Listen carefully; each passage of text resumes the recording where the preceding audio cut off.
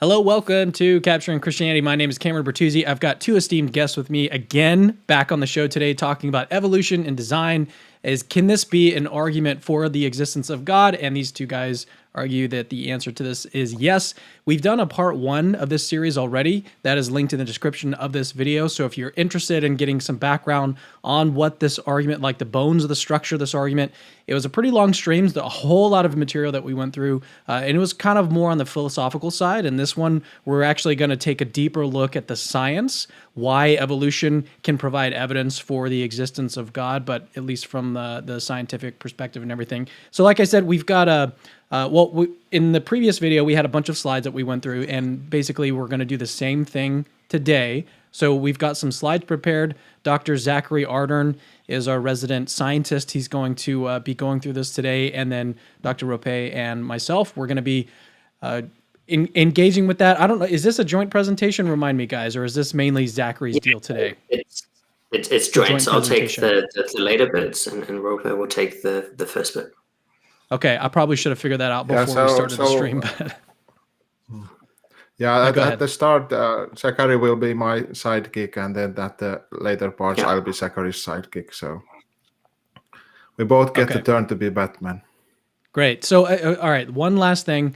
As I mentioned, if you want to see part 1, where we do introductions of my two guests, and we talk about sort of an overview of how this argument is supposed to work, then definitely go check out that stream. A lot of people said that they found it very helpful, very informative. This is a kind of a new argument for the existence of God because it's not denying evolutionary biology. It's not denying the fact of evolution. It's actually it's almost assuming that evolution is true. We're going to talk about evolution more in today's presentation, but it's basically going from evolution, from the fact of evolution, to the existence of God. Can that provide evidence for the existence of God? So this is going to trigger a lot of people. That's why we've got a trigger warning in the thumbnail today. It's going to trigger atheists. It's also going to trigger creationists. It's going to trigger a lot of people. So it's going to be a lot of fun, though. We're going to go through a lot of the science today. So let's just jump right in to the presentation that we've got prepared. And you guys just let me know how to proceed here. So I'm going to let you guys take it away. Cool. Yeah. So not all at once. Let's keep going. Yeah. So this is our overview. Firstly, Rope will be giving just a recap of the philosophy and the structure of the argument. Then I'll just briefly discuss what is evolution anyway, just so that we're on the same page with what we're talking about. And then there's 4 different kinds of EDA, 4 broad kinds of EDA, each with some sub evidences or some aspects that we can consider, and we'll go through each of those 4: the fitness of the environment, initial conditions, the parameters, and the events and outcomes. But let's get into the intro now. I wanted to mention this. I said it in the live chat, but I want to let everyone know that's watching this live is that we are going to be taking questions because this presentation is split into separate parts as we just kind of did the overview there. So in between these sections, we did this last time. I thought it worked out really well, so we'll try to do that again today. If you'd like to send in a question as a super chat or just in the live chat, I'll try to keep an eye on it, and we'll try to get to some of these questions in between these section breaks. So just wanted to let you guys know. Let's continue here. All right, so we did want to give a small recap, even though we went through a lot of material last time. But I mean, it's going to be helpful to have at least some idea of the argument just repeated, just so that like the context that we're presenting the science in is clear. So to start, one thing that I wish we maybe could have emphasized more is that both our claim that evolution is compatible with evidence of design and the counterclaim that evolution is not compatible are both philosophical statements and not scientific statements. And it's not just us who are making some kind of ambitious philosophical claim that yes, biology gives us evidence of design. It's also many of the people on the other side have made a very strong claim that evolution disproves all design arguments, and that's a philosophical claim.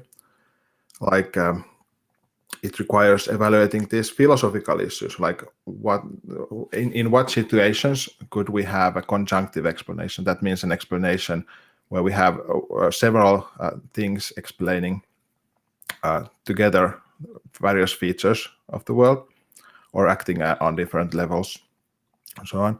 And it also requires us to evaluate, like, when one explanation makes another unnecessary. Like when have we explained away the evidence for something, so that the other explanation is no longer good. And we can find a lot of examples, or a lot of examples from our ordinary life and from the philosophical literature on the compatibility of explanations. Like take Plato's old example of Socrates' death. Like when Socrates drank the poison and died, then you could have like this medical examiner say that the actual cause of the death is physiological, like he drank the poison, so that's why he died.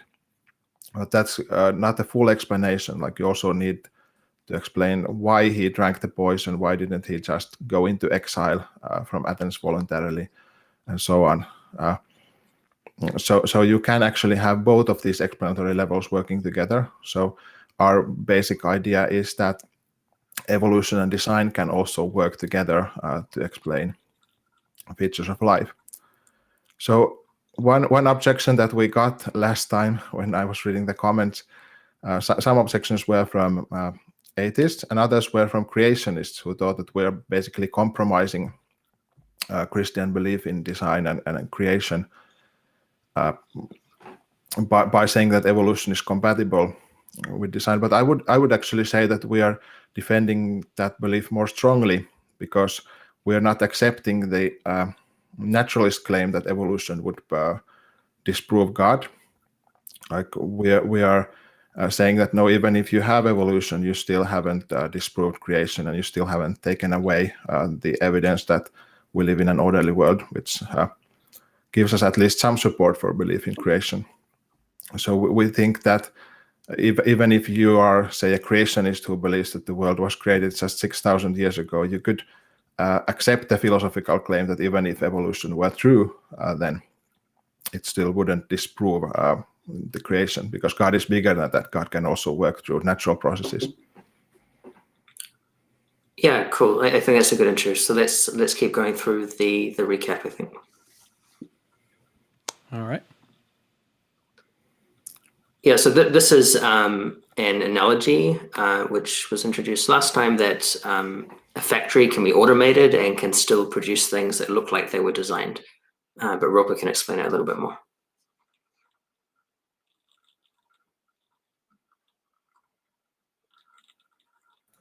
Right. So, I mean, the automated factory is a pretty interesting example, because a lot of the time we assume that biological life can only provide us with evidence of design if it's kind of miraculously created, like without any natural processes.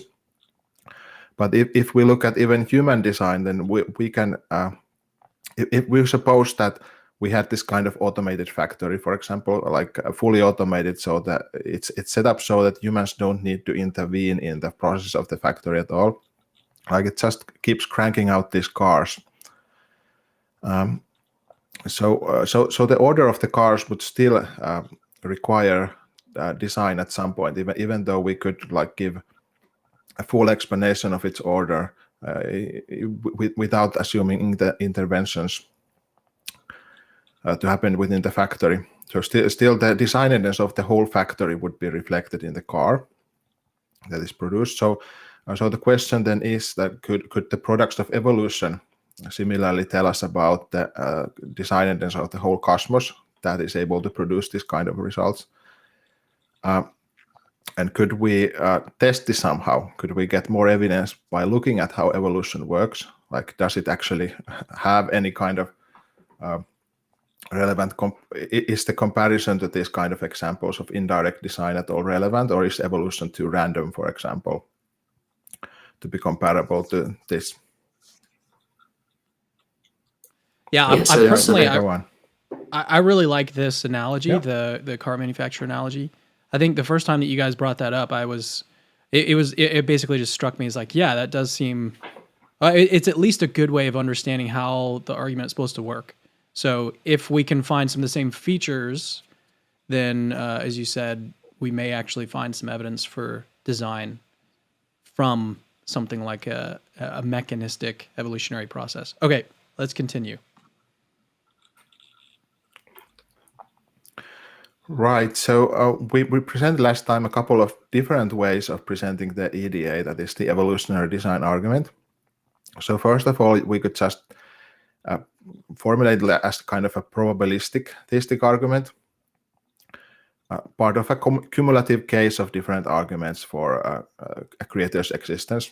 And all that's required basically for us to say that evolution is evidence of design would be, well, probability of evolving the structures that we see on theism would be greater than evolving them on atheism. Just like a car factory producing a car is more likely on the idea that the factory was designed than on the idea that no, the factory was not designed to do that. And so the question is then, like, does a designed evolution or non-designed evolution better explain the end results of evolution? Like, why does evolution work? So that's just based on what kind of outcomes basically we see.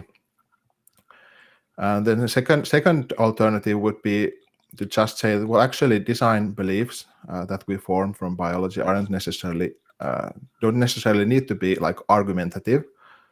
It could be just that, well, we have this like human capacity for design detection that we use every day. And it just seems to trigger in the case of biology. So we seem to see this kind of purposes and teleology in biology. So this kind of, for many people at least, creates this kind of spontaneous impression that there has to be a designer. So evolution could arguably be like an argument or a defeater of this kind of intuitive design detection. It could show that, well, actually, well, yeah, it looked designed to us, but it's actually not, because it was actually evolved. But let's say evolution doesn't actually succeed, like evolution and design could be compatible, then these intuitive design beliefs could continue to be rational. And Yeah, so then we explained like several. Yeah, you can go ahead. Yeah, so in both cases, we can use similar kind of lines of evidence, either to show that this is positive force in some probabilistic way towards theism, or to show that evolution isn't really acting as a good defeater of design intuitions. So I think either way, the supporting arguments that we offer will help with both of these ways of presenting some kind of evolutionary design inference. Yeah, so sorry, if we go back a slide, just to list those. So there's different kinds of arguments that we could give. So observations that fit better with design than with directionless processes, showing that some conditions for evolution are not expected given naturalism, or showing that evolution depends on something like laws of form that we'll talk about, or some kind of evidence of directionality in the process. So any of those would help an inference to design, or also undercutting the ability of evolution to act as a third option between chance and design, instead arguing that evolution just pushes back the design one stage further, like with the case of the automated factory. Yeah.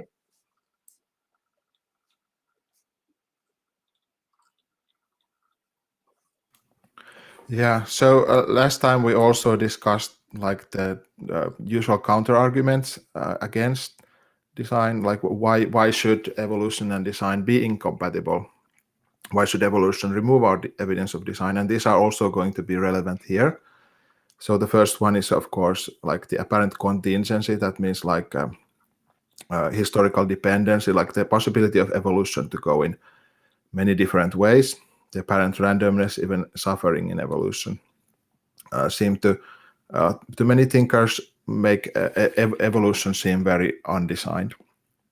Secondly, Darwin already emphasized natural selection as the main, like the primary explanation and a historical explanation at that. Like he emphasized natural selection and what it does wasn't determined by any underlying factors like the laws of nature, for example, any more than like the work of a human architect in building a house out of say if a house would actually be built from a random pile of rocks by an architect, then we couldn't say that the structure of the pile of rocks determines the structure of the house. No, it was the mind of the architect in that case.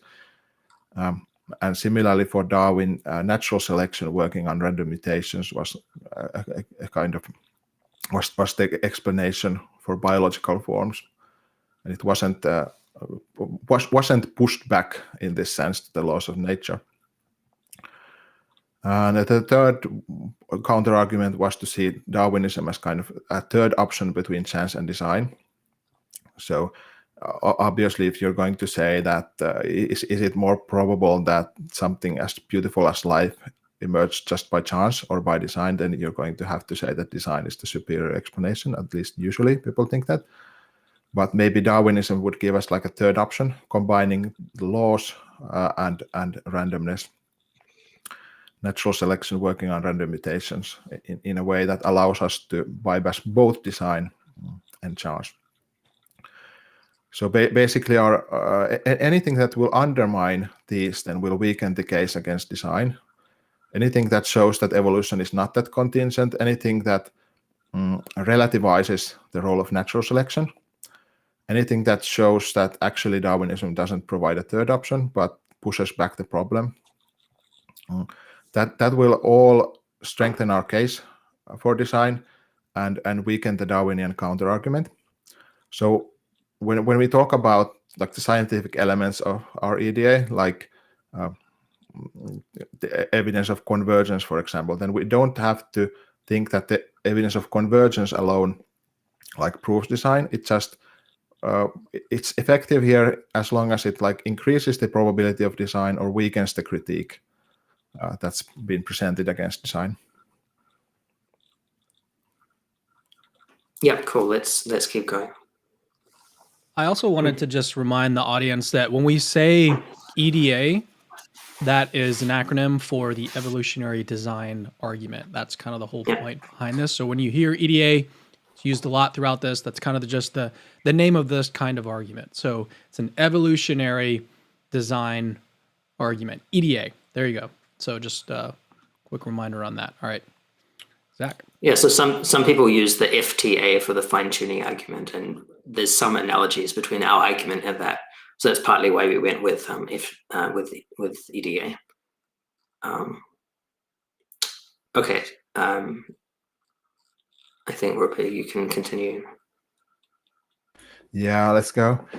So this time the purpose is then to look inside the hood of evolutionary processes. Like just to mention briefly another example where designers can actually use randomness as part of their design process. It's this kind of automated music generating softwares. So obviously here even the programmer and the user of the program won't know beforehand like what kind of music comes out or exactly what music comes out, but they do know what kind of music will come out because that's determined in the program.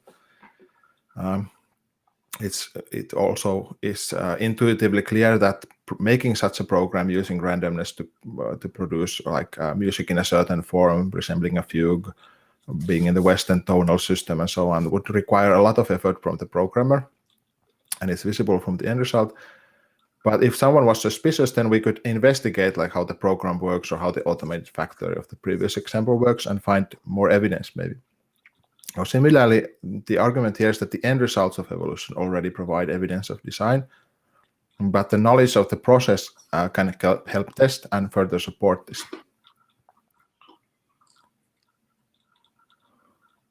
Yeah, we can go on.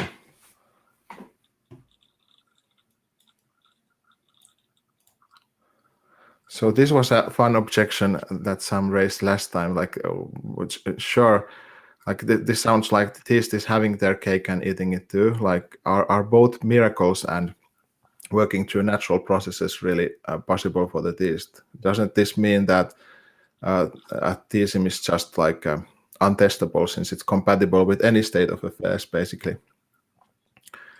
And that would then be like a strike against theism. But actually, we thought about this with Jack, and we found this quite funny. But actually, I do think that sometimes the end result is really what matters most, and sometimes maybe the theist really can have their cake and eat it too, in this sense that the method of getting there doesn't matter when it comes to inferring intent, of seeing evidence of design. Like, sure, if you have an omnipotent God, then they could act through a natural process, or they could act miraculously. And if the end result is special enough, then yeah, it would be evidence of design regardless. Like, consider this painting of the crossing of the Red Sea. So people have, of course, proposed that it's like a supernatural miracle for the waters to part and allow the Israelites to cross. But others have proposed that no, we actually have like a natural explanation here, that there's certain physical processes that can cause this kind of phenomenon. And so the miracle was more in the timing, because it's really rare for this to happen. So the Israelites went there, got this event just in time. So it seems like actually, yeah, both cases are or would be evidence of design. If you think of yourself as being this ancient Israelite standing there on the shores of the Red Sea, and suddenly the waters part, and then you think, oh, it's a miracle of God, we are saved. But later on you learn that there's this kind of natural process that causes this. So I don't think you would be justified in thinking that you actually don't have any evidence of God's intervention anymore, because the event is still that special. Like, maybe if you found out that no, actually it's not that special, like it happens actually every Tuesday, and Moses just knew it, and that's why he brought the Israelites there on Tuesday. So then you might be able to like refute the evidence of God's providence there. Or you might say that maybe you just hallucinated it, like maybe there wasn't anything special that happened after all. But as long as that special outcome is there, it seems like it doesn't matter for the evidence if it was through providential causes or through miraculous causes.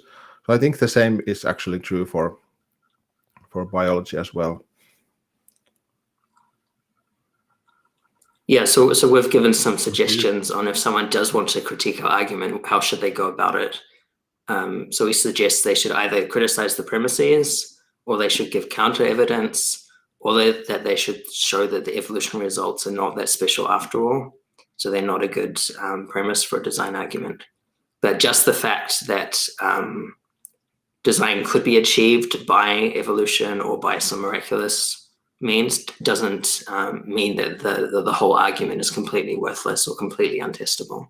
So we think they're still giving evidence for design, because it's really the nature of the outcome that's doing a lot of the work. So hopefully that will become clearer as we go through the science a bit more.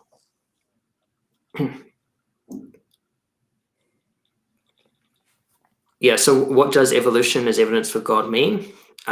Just on kind of basic confirmation theory approach, we're just saying that the probability of evolution given theism is higher than the probability of evolution given not theism. And that may sound really controversial, but we think there are multiple reasons to think that that inequality is true. As we'll go through soon, the prerequisites of evolution seem more likely on theism. Evolutionary history seems more likely on theism, and some evolutionary events seem more likely on theism. And you may not like all of these arguments, but it seems, at least to us, plausible that at least one of our arguments is likely successful. And if that's true, then evolution does provide some evidence for theism. So if you're an expert and you really hate the way that we've discussed, say, the fitness landscape or something, it's quite possible that we did make a mistake there, because this is really complicated stuff. But I guess my advice to any experts who disagree with us is just try and take the most interesting things that we say. Just be charitable, and maybe there is one of the arguments we give that is at least interesting and gives some evidence, even if not all of them are 100% successful. So yeah, I think that's going to be the best way to approach what we're saying, partly because what we're doing is kind of in development, but hopefully interesting. Yeah, and one thing to add also is that we know that people have also all kinds of philosophical objections to design arguments, and even theological objections to design arguments. And we have considered those as well. But I mean, we wanted to focus on evolution here because that's what people usually think is the most decisive objection. So I mean, if you think that, if you still think after this one that, yeah, the philosophical arguments against design succeed, for example, that's fine. I mean, if you want us to answer those, you can send in a question and we'll try to tackle your worst objections. But we feel like it's already a pretty good result if we manage to show that evolution by itself isn't a sufficient counter-argument. Yeah, so I think that's also helpful just to give the context that this is a long-running debate between chance and design. And if evolution is not doing as much work as people think, then that's a really interesting result. Because a lot of people have thought that, okay, this old argument is completely dead now because Darwinism, evolution provides a third way. But if that's not as true as people think, even to some extent, that already by itself is an interesting result, because it means there's a bit more weight to the design side than people had thought. Yep, so now we can get into the science, I think. Okay, so we've got our first break. Let's go ahead and do a couple questions. We've had some super chats come in, so let's try to get to some of those. First of all, we've got a comment that just came in from Soap Toaster. I want to put this up on the screen so you guys can just quickly respond to this. I don't see any possible way evolution in any capacity could point to God. Random, unguided processes. Evolution is failing in its current incarnation anyway. Yeah, so it sounds like Soap Toaster should listen to our last discussion, because we discussed a little bit the concept of randomness and whether evolution, by definition, is unguided. So Darwinian evolution in its strictest form, by definition, is scientifically random, but we don't think that's the same as saying that God has no involvement. So we think that they're just different levels of explanation potentially, and so that evolution is not just by definition unguided. And evolution is failing in its current incarnation. I would say no, it's pretty successful actually. And because it is fairly successful, because the vast majority of biologists think so, it's worth looking at seriously. All right, I want to actually put a couple other questions here. I know, Dr. Rope, you could probably say a couple things in response as well, but let's just get through these questions as quickly as we can, and then we'll move to part two, because we're already at the half-hour mark. All right, Stubadub says, are you brothers familiar with Douglas Axe? Thoughts on discovery science? Darwin devolves. Don't hold back. Have you heard of Douglas Axe? Yeah, so sometimes. I think we actually discuss his work a bit later in the slides. Yeah, the protein evolution stuff is quite interesting, and you'll just have to wait a bit on that. Okay. Yeah, all will be revealed very soon. Well, thank you for your super chat, Stubadub. All right, let's get to the next one from Tam. How do we approach the widespread view of young Earth creationism? Do we leave each to his own, or should we evangelize what we believe is true evolution and all? I think the approach that we're giving is fairly helpful in kind of de-escalating the conflict a little bit, saying, yeah, you can actually have design and evolution, so at least you can consider both of them. I think that's an approach I think is worth exploring. And in general, I advocate de-escalation. It doesn't have to be as serious a conflict as people think.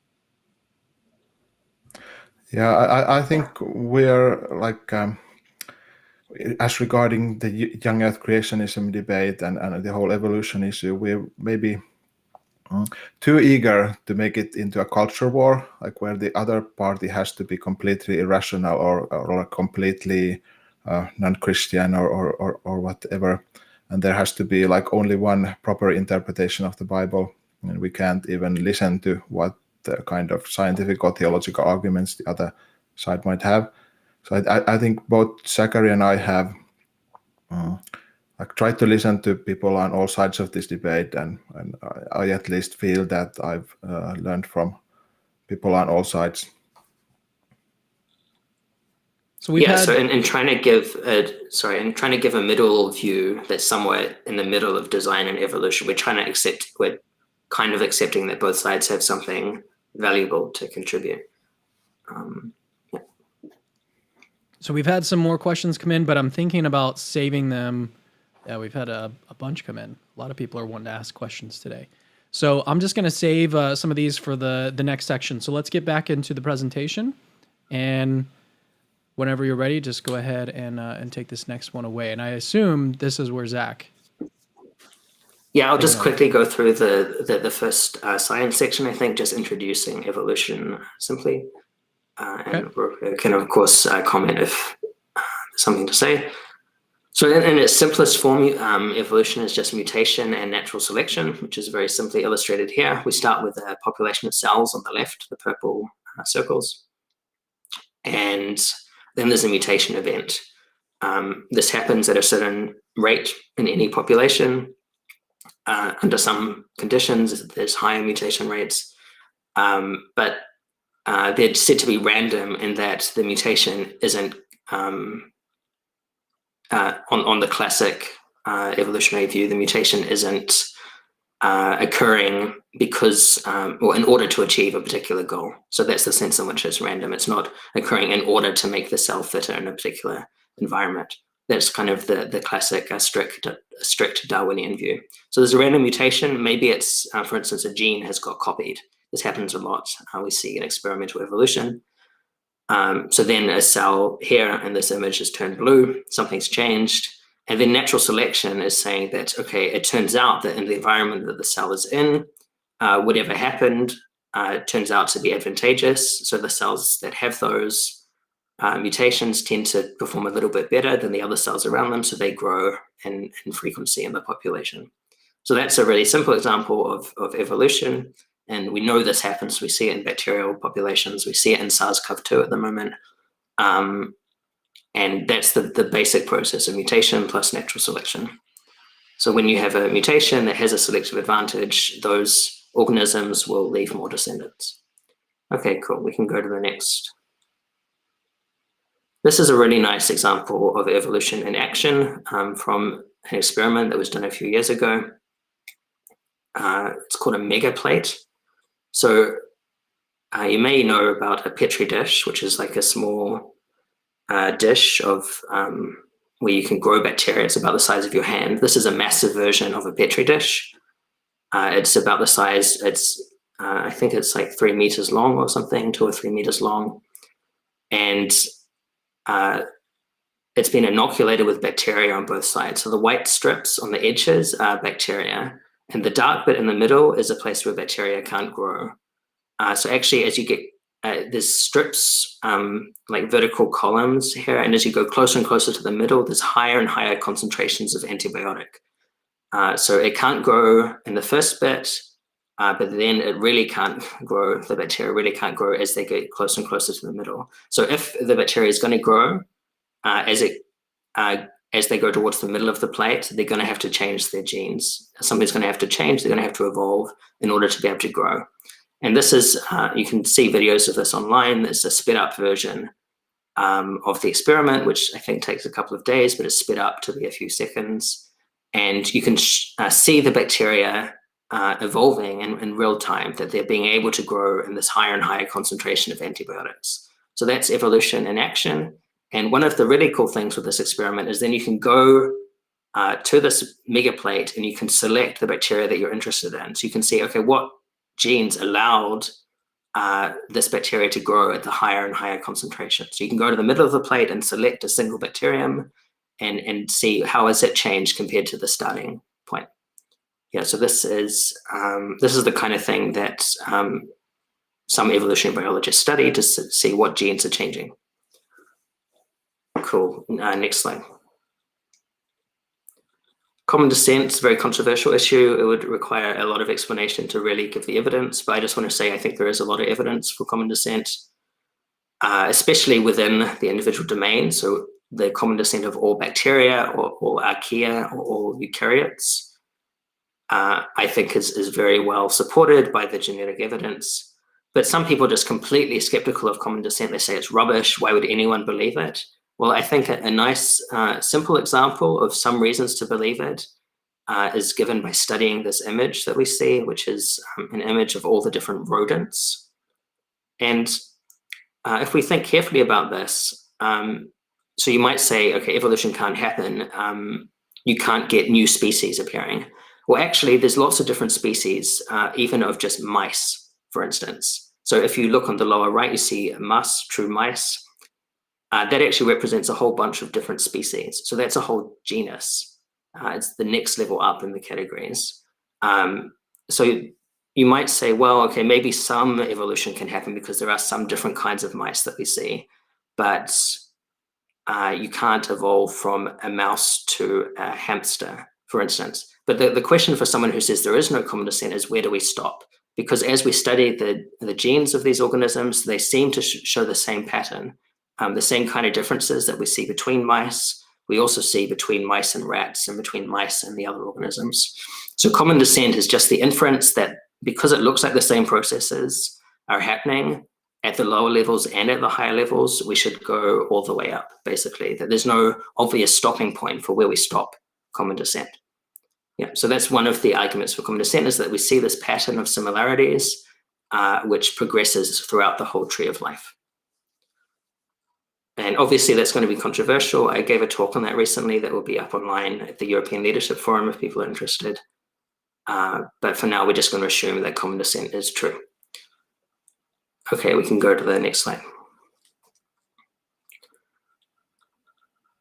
Okay, and Rupert, feel free to jump in if you have comments, but I'll just very quickly introduce this concept of the fitness landscape, which is one of the things we'll come back to later. And this is this concept for how we kind of picture evolution. And you can picture evolution as like a walk up a mountain, for instance, as is shown on the right, this pathway up this hill. And you can imagine that the height of the hill is the fitness of an organism or a population, and the distance that the horizontal distance is changes in genes. So every change in genetics will correspond to some change in fitness. And you can map that out as what's called a fitness landscape. If you map up all the different possibilities between all the different possible genetic changes and all the different possible fitness changes. And this kind of map is called the fitness landscape, and it's asking what are the relationships between these different things, between the genetics and for instance, the change in the protein shape, and then the change in fitness. So these are called the genotype, the phenotype, and the fitness.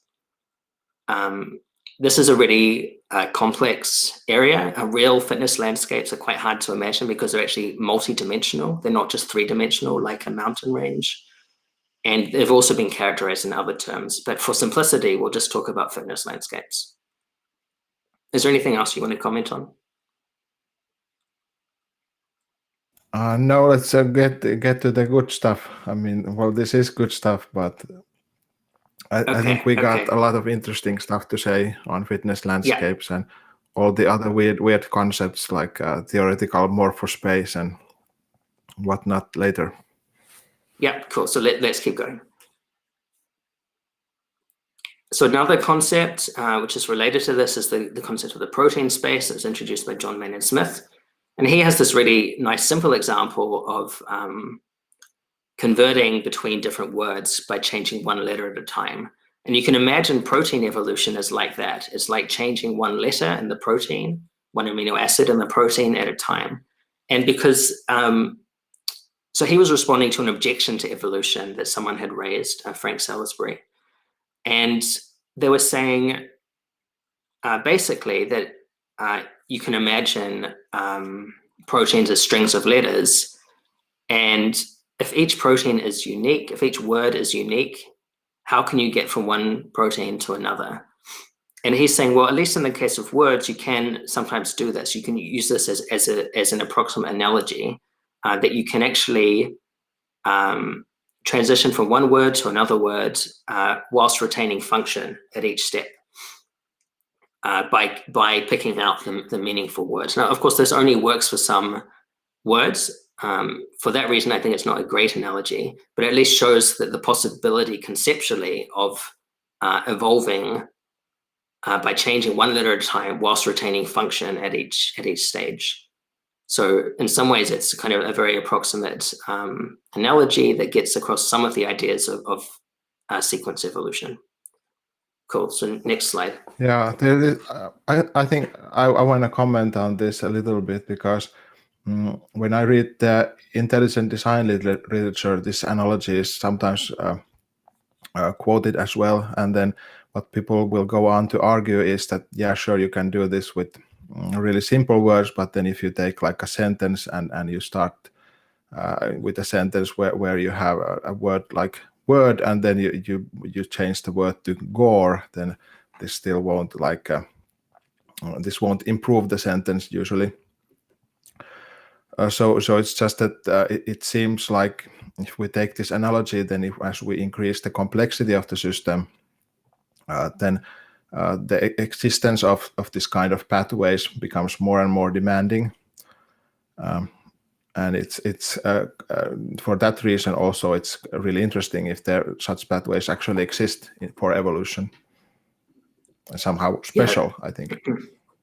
Yeah, so if you had these pathways for really long words, and there were really long pathways, that would start to look suspicious.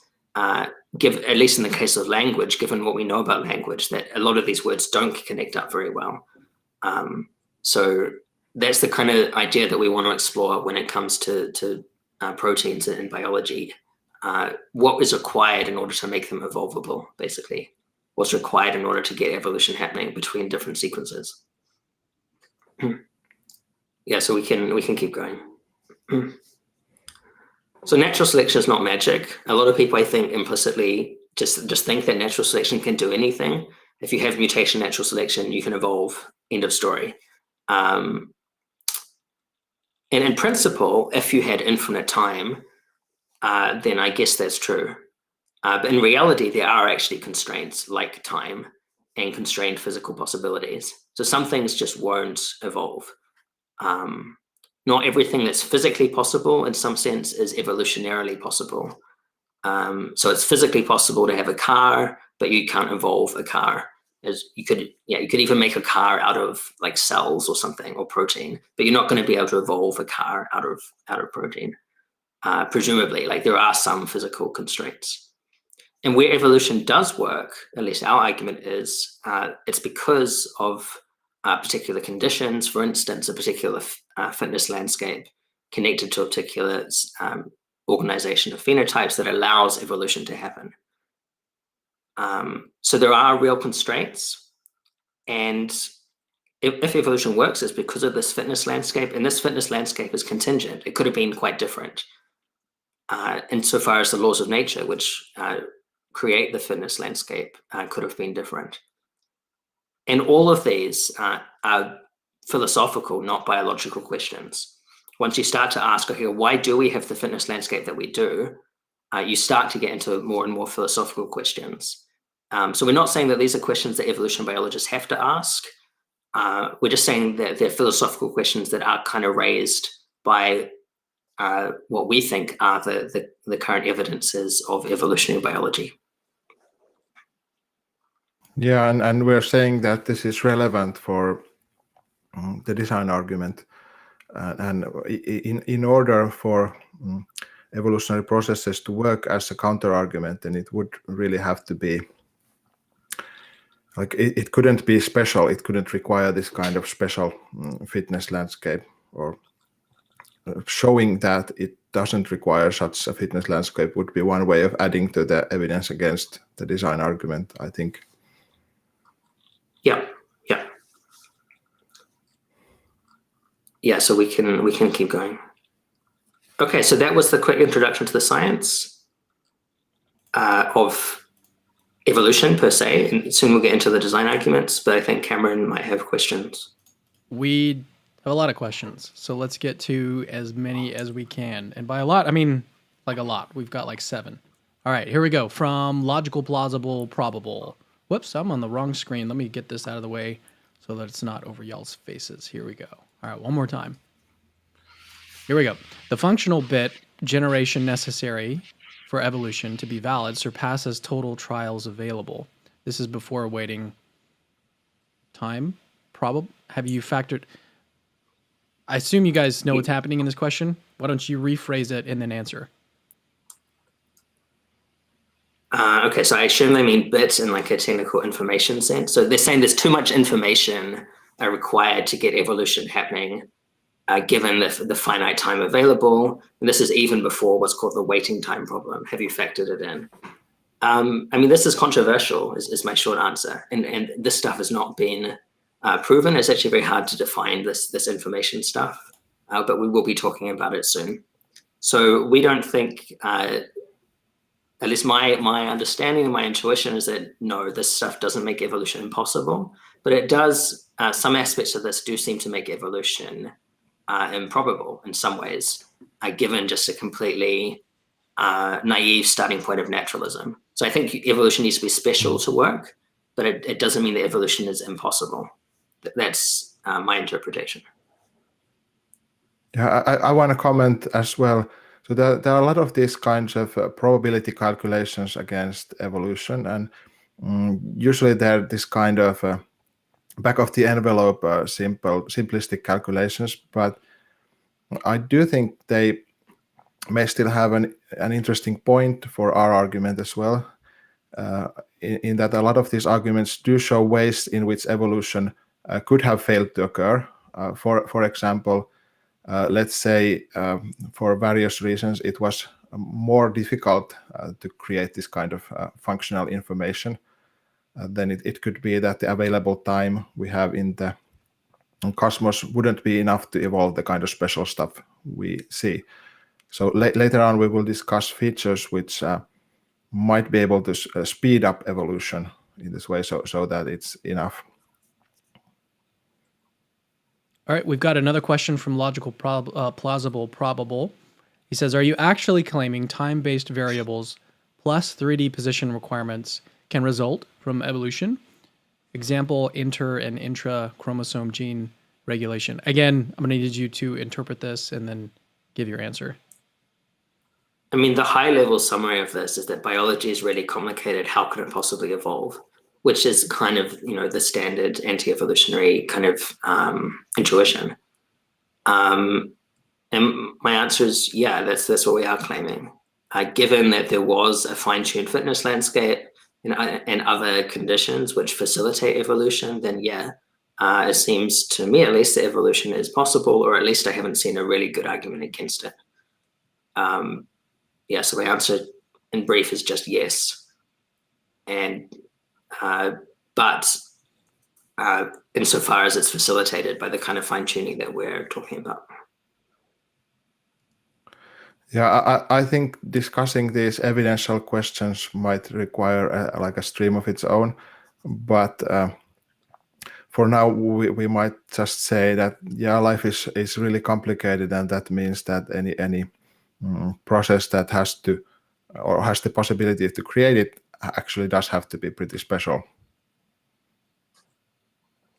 Okay. All right. Next question from Trevor Adams. What about biological life necessitates its death? Is there a possible world wherein organisms do not die? I mean, I think it's to do with physics, basically. I mean, I think it's that life is a fairly unstable property. And so it requires like extremely high constraints in order to stay alive. So if anything gets out of balance there, then death is the necessary outcome. So death is much more probable than life, or non-life is much more probable than life. Richard Dawkins says that. And so it's just a very difficult balancing act to maintain life. And it seems that for some reason, they just can't keep going for forever, that eventually physics wins. Yeah, that's my interpretation anyway.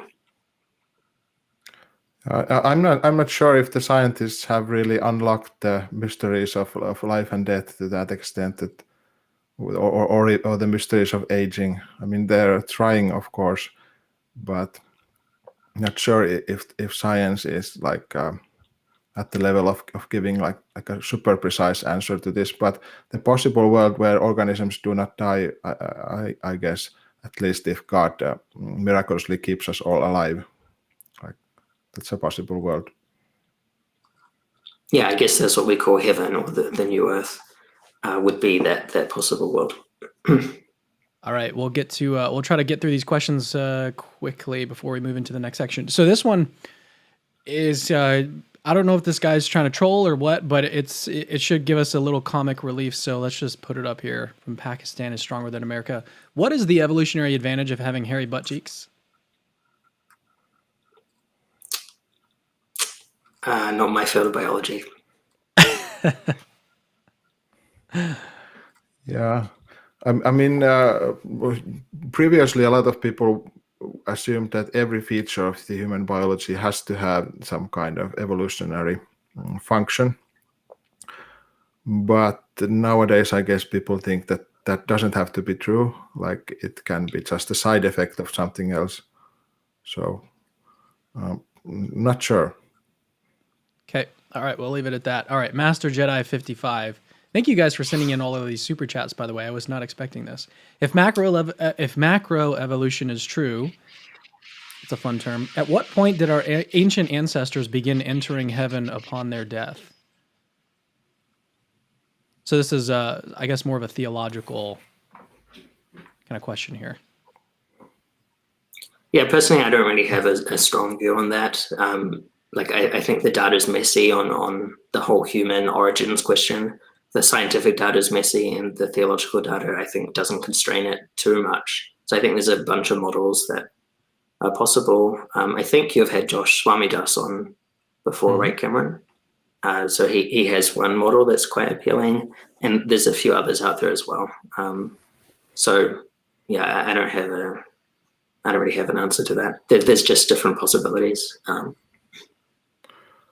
I'm wondering, that is this question assuming that animals don't go to heaven? Like Yeah, I guess so. Seems like that. I'm not convinced by that presupposition. Like I would tend to think that animals also have some kind of redemption.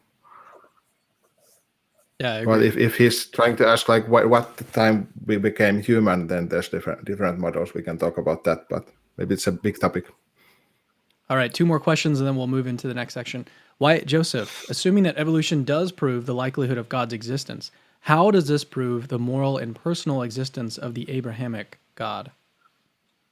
Yeah, well, we just reject the first premise. We're not saying that evolution proves God's existence. So, but we are saying that evolution provides some evidence for God's existence.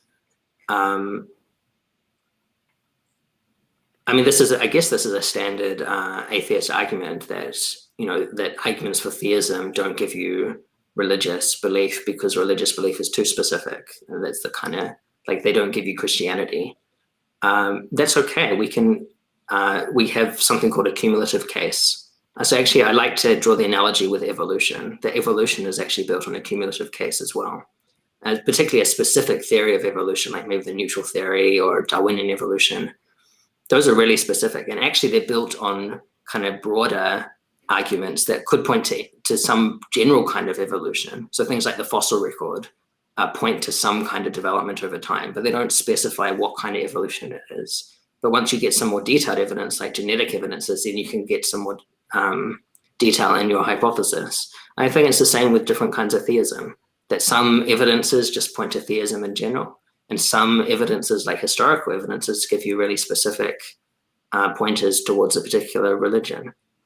So the fact that some class evidence doesn't get you all the way to a particular specific religious hypothesis doesn't mean it's not valuable for the overall cumulative case. Yeah, I think like anything that supports belief in a personal creator already would make the monotheistic religions a lot more likely than something like Zeus or Odin or Thor. As cool as all those polytheistic gods are, I mean, they don't even try to explain the origin of the universe or the orderliness of the universe. Yeah, that might be particularly an advantage of our kind of argument, which is a very cosmic level argument. Like we're talking about the fundamentals of biology. We're not talking about a specific cool organism or something so much. It's more, we're saying that the whole system is fine-tuned. And that's not something that Zeus is doing. Zeus isn't posited as this kind of universal creator, I think, or at least a bunch of the other Greek gods aren't. So it does narrow down the god space that we're talking about. All right, we've still got some more questions to get through, but let's go back to the presentation and continue working our way through it. So we're on to the third section, design arguments. Right, yeah, so this is, I think, a quick one, just giving a little bit of more context that I wanted to. So I see the design arguments as basically responding to the Copernican principle, which is kind of summarized in this quote from Carl Sagan. Who are we? We find that we live on an insignificant planet of a humdrum star lost in a galaxy tucked away in some forgotten corner of a universe in which there are far more galaxies than people. So Carl Sagan, with his naturalistic worldview, is saying there's nothing special about our place in the universe, or implicitly also the universe itself. And I think this is kind of entailed by naturalism, or at least it's a natural outcome of naturalism. But design arguments point in the other direction. So I see design arguments as undermining the assumption of something like the Copernican principle about the universe. And the illustration is just an illustration from Johannes Kepler, showing how he considered the Earth, which is labeled with M, for the Latin for Earth, as just being orbiting just one of many similar stars. Of course, Kepler wasn't a naturalist, but people have kind of extrapolated from this kind of thing to say it applies to the whole universe and our whole situation. There's nothing special about our universe or where we are. But I think that's just empirically false, given things like the fine-tuning and the other kinds of fine-tuning that we think is true for evolution.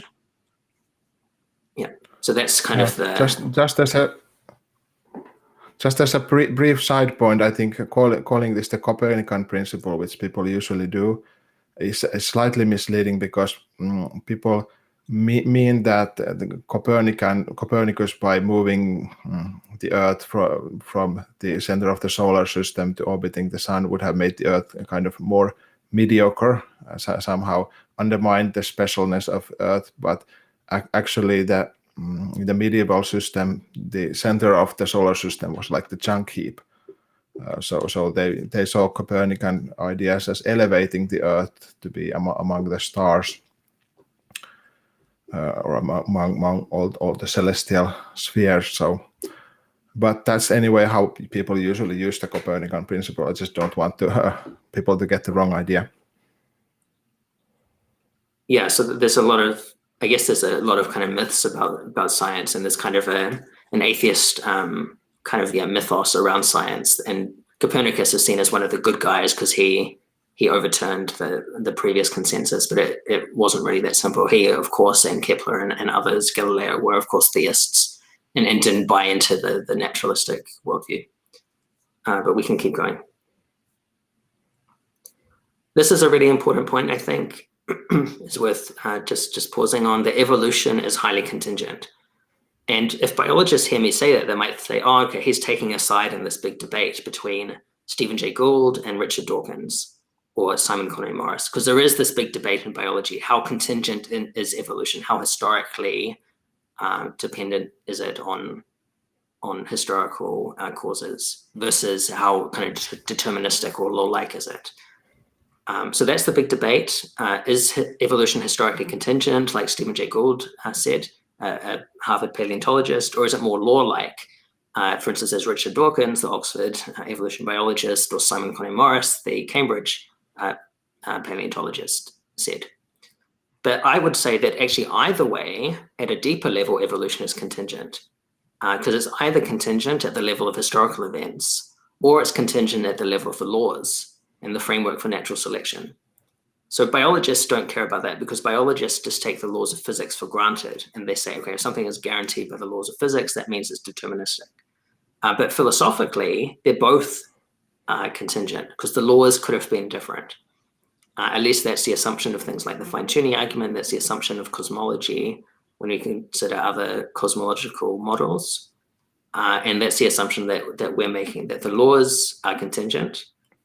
And that means that the actual evolutionary pathways are a tiny proportion of the total huge hyper-astronomical possibility space. So it doesn't matter whether evolution is guided fully by laws or it's purely historically contingent. In both ways, the outcomes that are observed are still a tiny proportion of the total possibility space. And if those outcomes are interesting as compared to the total space, then I think you have the premises for a design argument.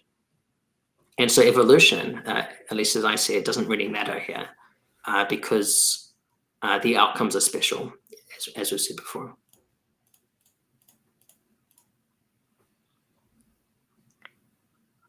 Yeah, okay. Did you have any other comments on that, Rope, or? I think we can just continue on the fitness of the environment. Like we do talk about the contingency later on,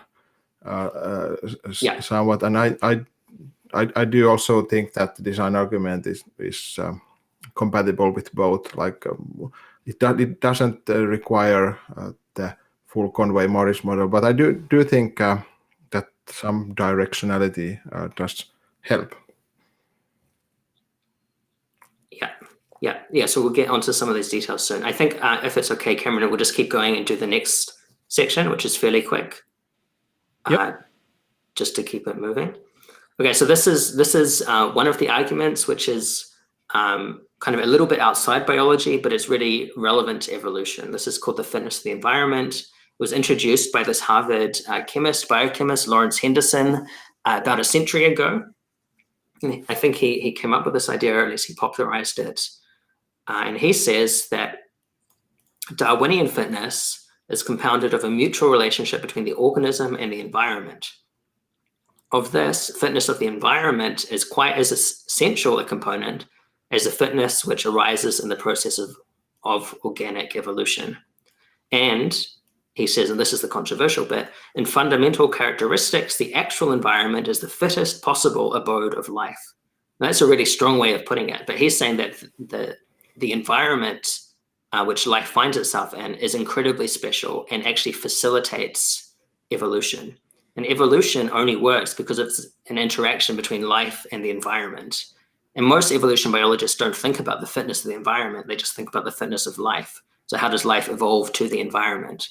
But that only works in the right kind of environment, is basically the idea, which is, he's describing that in biochemical terms, in terms of the fitness of the environment. And I'll give an example soon if we keep going. Someone else who developed this idea a bit is George Wald. Both of these were professors at Harvard. George Wald was a bit later. They neither of them were theists, which I think is really interesting.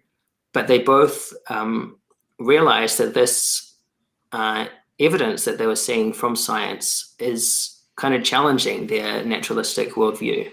So this is how George Wald put it.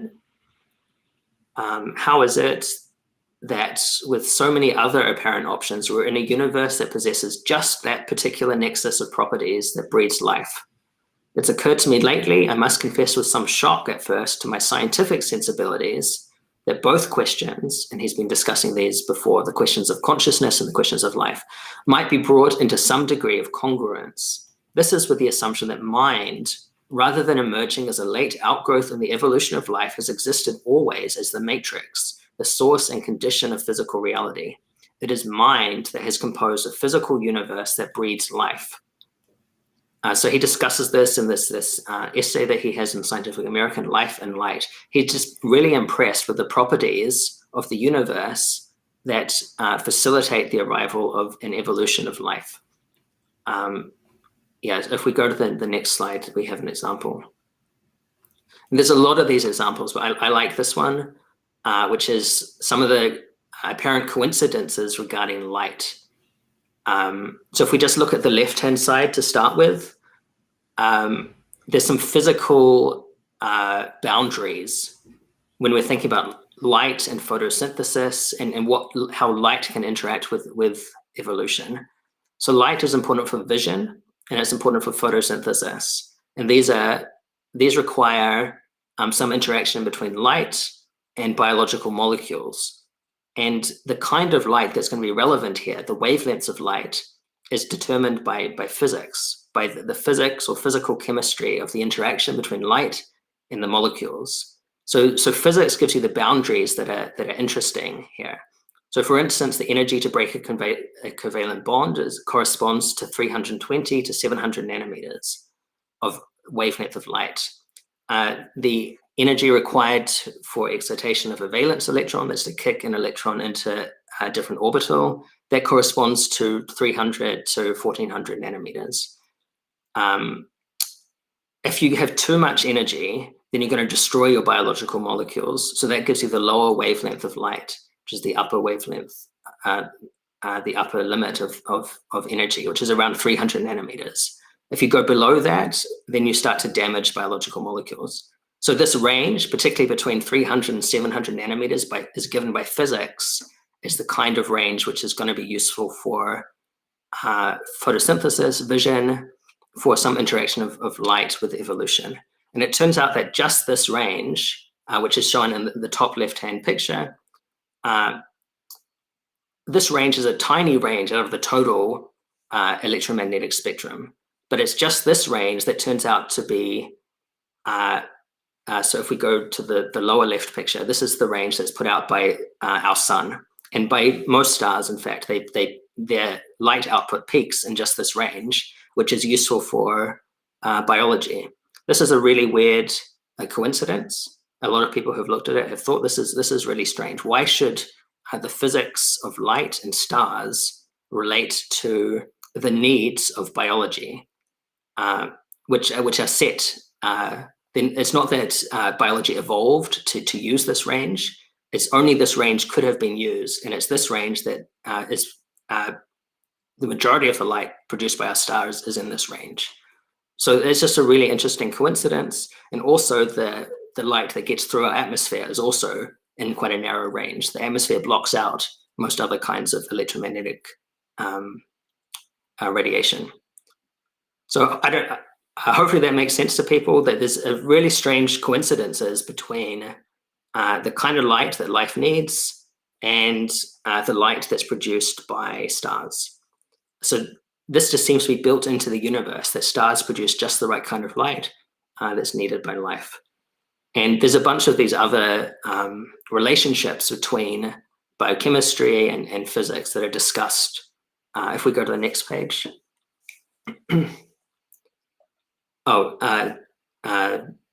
Yeah, one more slide, actually. Yeah, so they're discussed in books like these ones. And there's a bunch of these examples. If we go back a slide again. So that there are chemical ones, properties of molecules like carbon and water and such. There's geological things that are interesting in the history of the Earth that are required for the development of complex life, things like plate tectonics. Not all planets have that. There's also things from astronomy. For instance, the creation of the moon, which is pictured in this diagram, seems to have been an incredibly improbable event, and that's been useful for life on Earth in various ways. So maybe if you look at just one of these, it's not very convincing. You just think, okay, that's just a coincidence. But if you look at all of these together, I think they start to build quite a persuasive case that, yeah, this universe, and particularly this planet, seems to be set up really well for life. Like it has plate tectonics, it has a magnetic field. It has all of these interesting things that require a lot of, on a naturalistic worldview, would just be chance. But they could be pointing to at least the possibility of some kind of design picture. Yeah, I think unless Rupert has comments, we can keep going. Yeah, I guess one thing that I could say is just that all of these arguments are like pretty common in the fine-tuning discussion, and also regarding cosmological design arguments, and that. So we're just basically saying that this is all already background that is required by evolution. So if there seems to be some kind of teleology there, maybe natural selection itself could be like teleological, as the Thomists say, then that already seems to make natural selection and evolution dependent on design. But we hope to have like a lot more to say also in addition to these usual examples. Yeah, so I guess I would say that the cosmological fine tuning is well known, and some of these other ones are not so well known. To do with astronomy, geology, Michael Denton stuff around biochemistry. So not, and just to say, these arguments are not, these books are not all making a design argument, but they are giving some of the premises that we would say, and some of these books would say do actually contribute to a design argument. But they all argue that the properties of our planet are in some way special compared to the total possibilities. So I would say Denton's book is also Denton's book is also very interesting here because in a way the properties of the light, for example, are going to be results of like more basic features of the laws of nature and the constant of nature, but still we would want to say that these additional properties are also further evidence of fine-tuning, that all the original constant and the laws were set up so that light has these properties, for example. So even in that sense, even if something about life were reducible to a lower level, let's say, then that still doesn't show that life couldn't provide us like additional evidence or make the specialness of the laws behind it more visible. Yeah, so they seem to be building on top of the cosmological fine-tuning arguments. And the reason for including them is that we're just getting closer and closer to life. Like some of these are from biochemistry versus the fundamental things like the cosmological constant. So we can actually have this cumulative case for fine-tuning where we keep building up. And it seems to us kind of a natural extension. Well, maybe there's things in biology as well. And you'll be more open to that if you start to see some of these previous examples and think, oh yeah, there's some evidence of some kind of teleology here. Maybe we should be open to that in other realms as well, like the structure of evolutionary biology. So that's where we're going to go next. Yeah, so maybe a couple of questions. Yep. We've only got 2 to get to, so let's get through these quickly. All right, from the Median. Doesn't computer programming disprove the theory of evolution? You can't put random ones and zeros together to make a working app.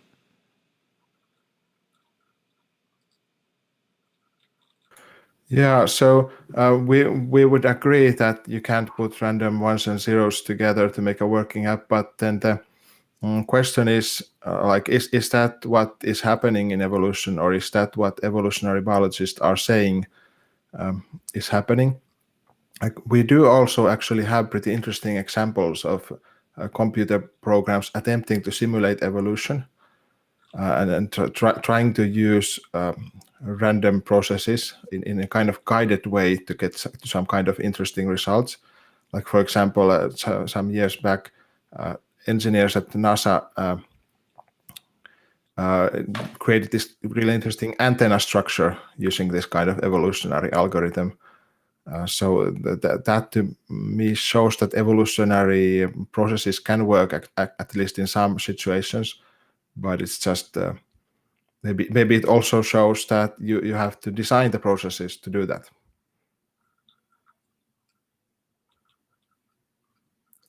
yeah, it seems if it was just chance, it wouldn't work. But if at least we think it's plausible that there can be evolutionary processes. That if you start with something functional, and if you change it slightly, potentially you still get something that's functional, and then you can just keep evolving it. And if the process is set up right, then you can just keep evolving it until what we see today. At least that seems to be a possibility, which is reasonable. All right, so logical, plausible, probable has a follow-up Our biggest from fan. his two previous. Yeah, your biggest fan. And this is another one where I'm going to need you to need your help on. I'm not claiming complicated, therefore God. These are issues which get avoided by evolutionists, maybe. For example, I don't know what that is. Codons control translating, pausing, which impacts protein folding. Chance is not plausible. Help me out. So again, it's another complicated biological thing, and saying, we can't explain this by chance, so evolution doesn't work. And I guess I'm just going to say we're going to want better arguments than that to convince evolutionary biologists. So the example he gives is that so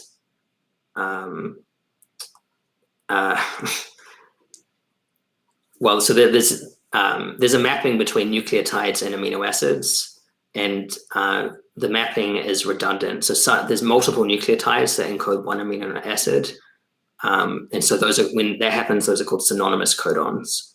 And it turns out that people maybe used to think that you could just exchange those synonymous codons and it doesn't matter, but it turns out there's extra information there sometimes, which controls the production of proteins, for instance. So that's just what he's referring to. It's just a biological thing.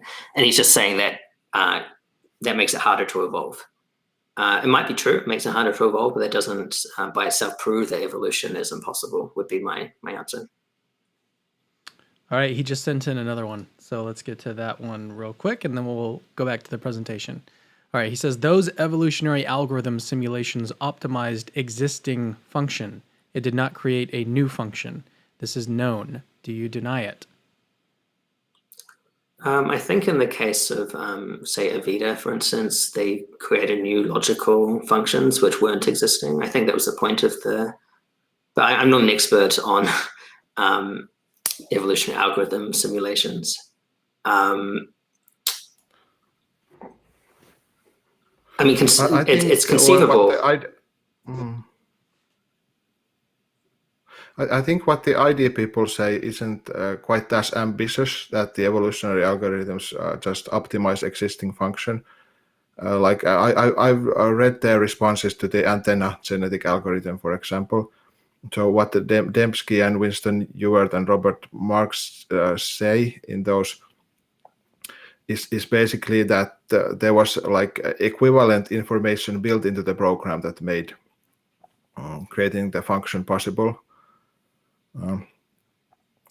But still, I think they would admit that the engineers didn't have like a clue about what the final structures would be. Yeah, it was kind of an optimization algorithm in a sense, but I don't think they would necessarily draw the line there. Yeah, so our claim is not that evolution invents information out of nowhere. Our claim is that if you design evolution right, then you can get all kinds of interesting new things. I think that shouldn't be controversial because I think that is seen with evolutionary algorithms. If you design them right, then you can get all kinds of interesting things. That's not controversial. So yeah, maybe he doesn't quite follow what we're trying to argue, but I think it shouldn't be controversial for him. Okay, I want to say that I do appreciate these questions as well. Like I got interested in the whole evolutionary biology discussion partly through these objections. So I still find them really cool and interesting. Cool. Okay, let's get back into the presentation. We'll try to breeze through the last part of it here, and then as more comments come in, we'll get to them. Cool. Yeah. So this is one way, one aspect of evolution you could think is in some way fine-tuned as the initial conditions. So this is just by analogy to the fine-tuning argument, where you can you discuss there's different aspects of fine-tuning that are either initial conditions or parameters. By analogy, I think there's initial conditions and parameters in evolution. One of the initial conditions, obviously, is the origin of life. It seems to have required either a very unlikely series of events or laws, environmental conditions that were remarkably apt. It seems fairly clear that very few possible environmental conditions could have led to the origin of the first cell. So then I would say either way, whether you're appealing to chance as a naturalist or you're appealing to very specific conditions, you're actually appealing to something that's contingent and rare in the possibility space. And that's something that someone who's looking for a biological design argument could go, oh yeah, philosophically, actually, maybe theism can help as an explanation here, given that the outcome seems special and the options that were chosen were rare in the possibility space. So here's just a couple of papers that are appealing to either a multiverse or appeal to a much larger universe in order to explain just the basic origin of life as in a single replicating molecule. There's an interesting philosophical discussion in that paper on the lower right from Roger White, where he asks, does origins of life research rest on a mistake? And so if people want to explore this more, that's a really interesting paper. There's also a paper responding to that, which is worth reading. But I think he makes the basic point that I'm interested in here, that whether you talk about really specific conditions or laws, or you talk about chance, in some way they're kind of, they're similar in some way. They're both contingent ultimately. Yeah, so let's keep going just to try and do this quickly. This is another aspect of the initial conditions, the beginnings of life. It turns out that the way that life was at the beginning and in its early stages had a massive influence on how evolution progressed. Simon Cornet-Morris at Cambridge called this evolutionary inherency. So he implicitly thinks there may be something teleological here. He's a Christian himself and he's interested in these things. One example which he gives is the molecule collagen, which is really important for animals. It's a quarter of the proteins in our body are collagen molecules, but it was actually found in evolution well before the origin of animals. So it was kind of sitting there just waiting to be used as collagen, would be one interpretation. So that's one aspect of evolution that seems somehow maybe teleological. And Simon Cornet-Morris discusses this and other examples and other aspects of evolution as well, which we'll get onto. Yeah, so next one. Another one which deserves its own lecture, this is something I've researched a bit, is the structure of the genetic code, which is really interesting. And the standard genetic code, which is shared by basically all of life, with just minor exceptions in the structure of the code, minor alterations, appears to be optimized in multiple ways, including for the exploration of sequence space. So the standard code, which is used by life to convert or to translate nucleic acids into amino acids, also seems to facilitate evolution, which is a really interesting result. And this figure just shows that the actual code, the dotted line, is at the edge of the distribution of different possible codes. And that's a topic of interest to me, but I think we should keep going. Okay, that was the initial conditions. Okay, maybe Roper can introduce convergence first as a concept. Yeah, sure. So convergence means basically the idea of the independent evolution of the same or very, very similar features in unrelated evolutionary lines. So, and it seems to occur like in all domains of life, but like easily understandable examples are like flippers that dolphins have and turtles have and so on, and the fins that dolphins and sharks have, the marsupials in Australia, which have evolved many similar forms as the rodents in Europe, for example, and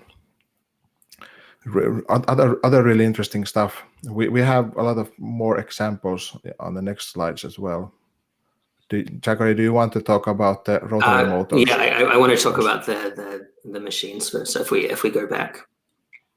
Yeah, so in general, the idea of convergence is interesting because if evolution really was random and really could explore anywhere, like if you think of evolution as just this like mutation, random selection, random mutation and natural selection, and it can just go anywhere through the possibility space, then it would be really surprising that it hits on the same thing or a very similar thing multiple times, which it seems to do. So the evidence of convergence seems to suggest some real constraints or deeper laws in evolution. That's what Simon Conway-Morris talks about. An example that not so many people are familiar with that I really like are these machines, these engines, rotary motors, basically, that are found in two different kinds of single-celled organism, prokaryotes. So they're found in both bacteria, one kind, which is at the top here, and in archaea, the lower diagram. Actually, can you see my mouse when I? No, I guess you can't. So that they're quite similar. They're both rotary motors, but they're completely unrelated evolutionarily. So just really surprising that evolution would hit on this structure twice. And so that's surprising, but also it's just surprising that it looks so much like a human engine. It has some of the same design features as human engines do.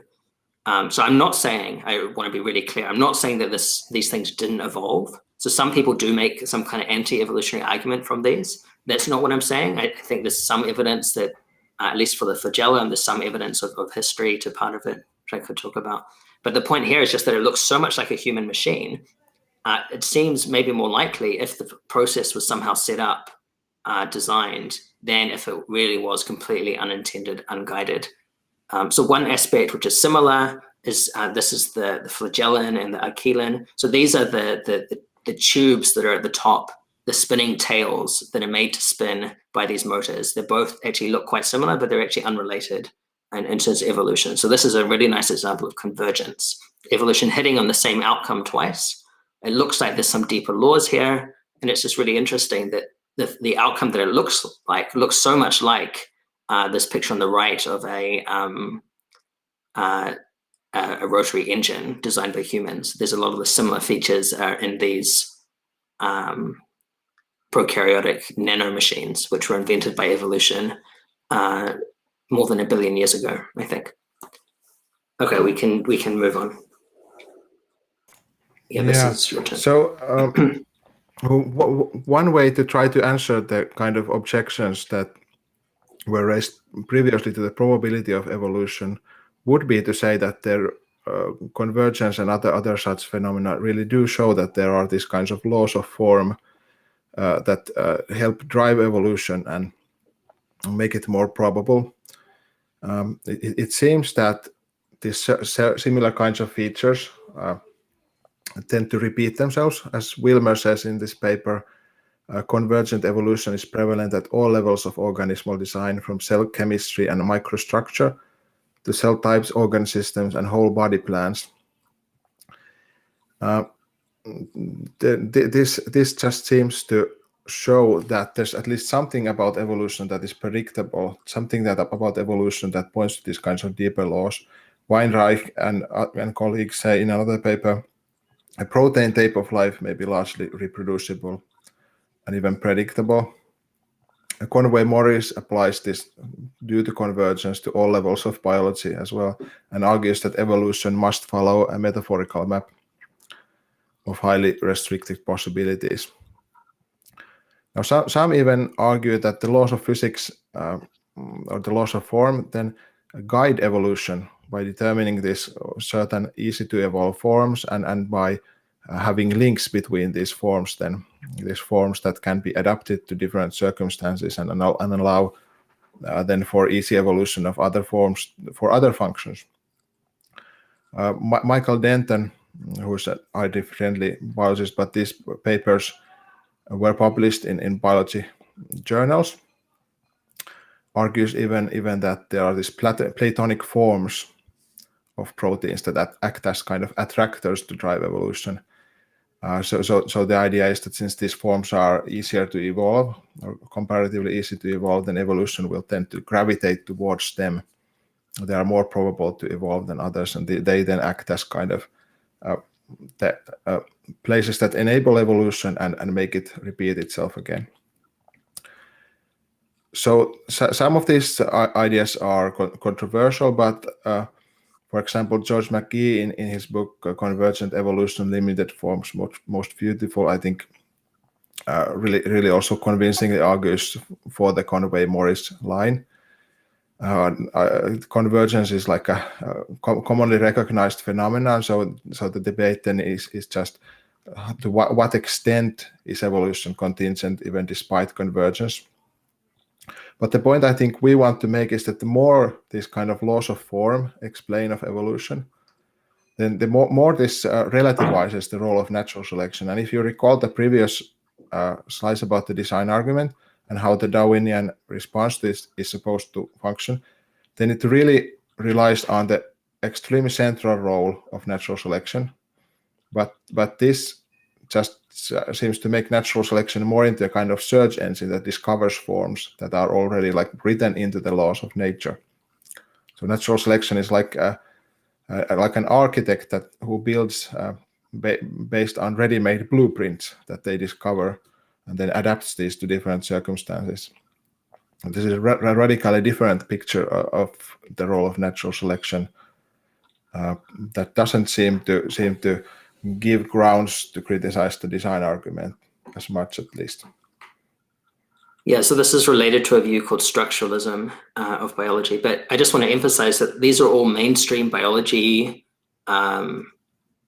papers or books. For instance, one of the papers by Denton was published in Nature. This is not kind of fringe creationist literature or anything. And this is relatively mainstream biology. We're just asking, okay, what are the implications of this at a deeper level? Is this really more expected on naturalism, or does it actually fit better with some concept of design or theism? So the empirical findings of evolutionary biology that suggest a lot of constraint in evolution, they seem to fit with the kind of argument that we're making, we think. So we can keep going. Something else called phenotypic bias, which is related to this. And this is the idea that the kinds of variation that are provided to evolution are biased in unexpected ways. So it's not, so some people have thought that a mutation is random and that it goes in every possible direction. But that seems to be not what mutation is doing. Actually, a lot of mutations actually have a similar effect. So there's some outcomes of mutation that are much more likely than others. Some phenotypes are much more likely. So there's bias in the shape of phenotypes. So this is shown in this diagram on the upper right, that the natural RNA shapes, so this is different kinds of RNA, so different structures in the nucleotides that are found in nature. The natural kind is the ones that are actually found in nature are in green. It turns out that those are usually amongst the highly probable RNA shapes. So highly probable in terms of what mutation is providing. So in other words, what this means is that the evolution of these RNAs has been shown to not be due to natural selection. It's actually more due to the mutational forces. It's more due to the deeper structure of physics as to what RNA shapes are possible. The ones that are more probable, they actually end up turning up in nature. And all these other ones that would be interesting, that would be functional, they don't turn up in nature because evolution is not being driven, in this case, by selection. It's actually being driven by the production side more. So that's a really kind of simple overview. There's some papers here which people can look into if they're interested. This is a massive area of research, which is really on the cutting edge, I'd say, of evolutionary theory at the moment. And it's one of the areas in which evolution is really constrained and is not just completely random mutation plus natural selection. Yeah, so next slide. Fitness landscapes is a massive topic. In summary, the fitness landscape needs to be right for evolution complexity to occur. That shouldn't be controversial. It's actually just a truism. The evolution has, and then the fitness landscape has to be right to get the outcomes that we observe. But more controversial is the claim that for any given target, very few fitness functions will actually get you there, or very few fitness landscapes. This has been discussed in intelligent design literature by William Dembski. It's an earlier theory called a no free lunch theorem. But I just want to clarify that I'm not advocating this. I'm not saying that this proves design or anything like that, because there's still a lot of open questions here. We don't know that all, we don't know enough about the fitness landscapes to really be sure about this. But it does seem that evolutionary simulations do depend very much on the information which is in the environment. And I think this really shouldn't be controversial. How much we can apply this to biology, how much information needs to be packed into the system, how much the landscapes need to be fine-tuned is an open question. But there's some evidence that looks like evolution needs to be set up very specifically to get interesting outcomes. So if we go to the next slide, there's a few more details here. So this is a yeah, you can go. Yeah, right. So one of the objections that people made when Dembski and others argued for a kind of law of conservation of information and argued that it might prevent evolution was to argue that actually the fitness landscape isn't like just what we call white noise, completely random, just based on basic physics itself. Because we know already from our experience that small changes tend to produce small results, and that functional sequences tend to be clustered to some extent. And we also know there are like many possible sequences for each protein fold or function. We know that usually a small mutation won't be enough to break the entire system. So for that reason, it seems like the landscape isn't quite random. But then it's a different question, like do we need more than just this basic physics? Evolution does require long pathways, so the landscape must not be composed mainly of this kind of islands and dead ends. It must be traversable. Yeah, so this is an open question. Basically the question is how much fine-tuning is needed to get a fitness landscape which helps you get to really interesting complexity. Yeah, so next slide. We have some reasons for thinking that maybe some more fine-tuning is needed. One reason is that the target size, which is the proportion of all sequences that are functional for proteins, is small. It's big debate how small it is, but there are some lines of evidence that it is pretty small. Here's one example from a bioinformatic paper showing that 1 in 10 to the 24 or fewer sequences adopt any specific protein fold. This is a very small number. I think we'll just keep going just to keep moving. So next slide. There's these experimental lines of evidence that also give similarly small numbers, mostly. A paper from Taylor and colleagues in 2001 says 1 in 10 to the 24. A more extreme example, which is famous from Doug Axe, is 1 in 10 to the 77. That was for a complex enzyme. A less extreme example was published in Nature. This is 1 in 10 to the 11, but this is a really simple protein. And there's a few reasons to think the numbers are a little bit more difficult than they cite there, 1 in 10 to the 11, because the proteins that they got weren't actually, they were toxic, for instance. So functional proteins are a bit rarer than 1 in 10 to the 11. How rare they are, how hard it is to get them will depend on the specific function that you're looking for. But usually they're maybe 1 in 10 to the 20 or something, which is very difficult. So it starts to look like you're going to need to arrange evolution in a fairly specific way in order to get the evolution of complexity.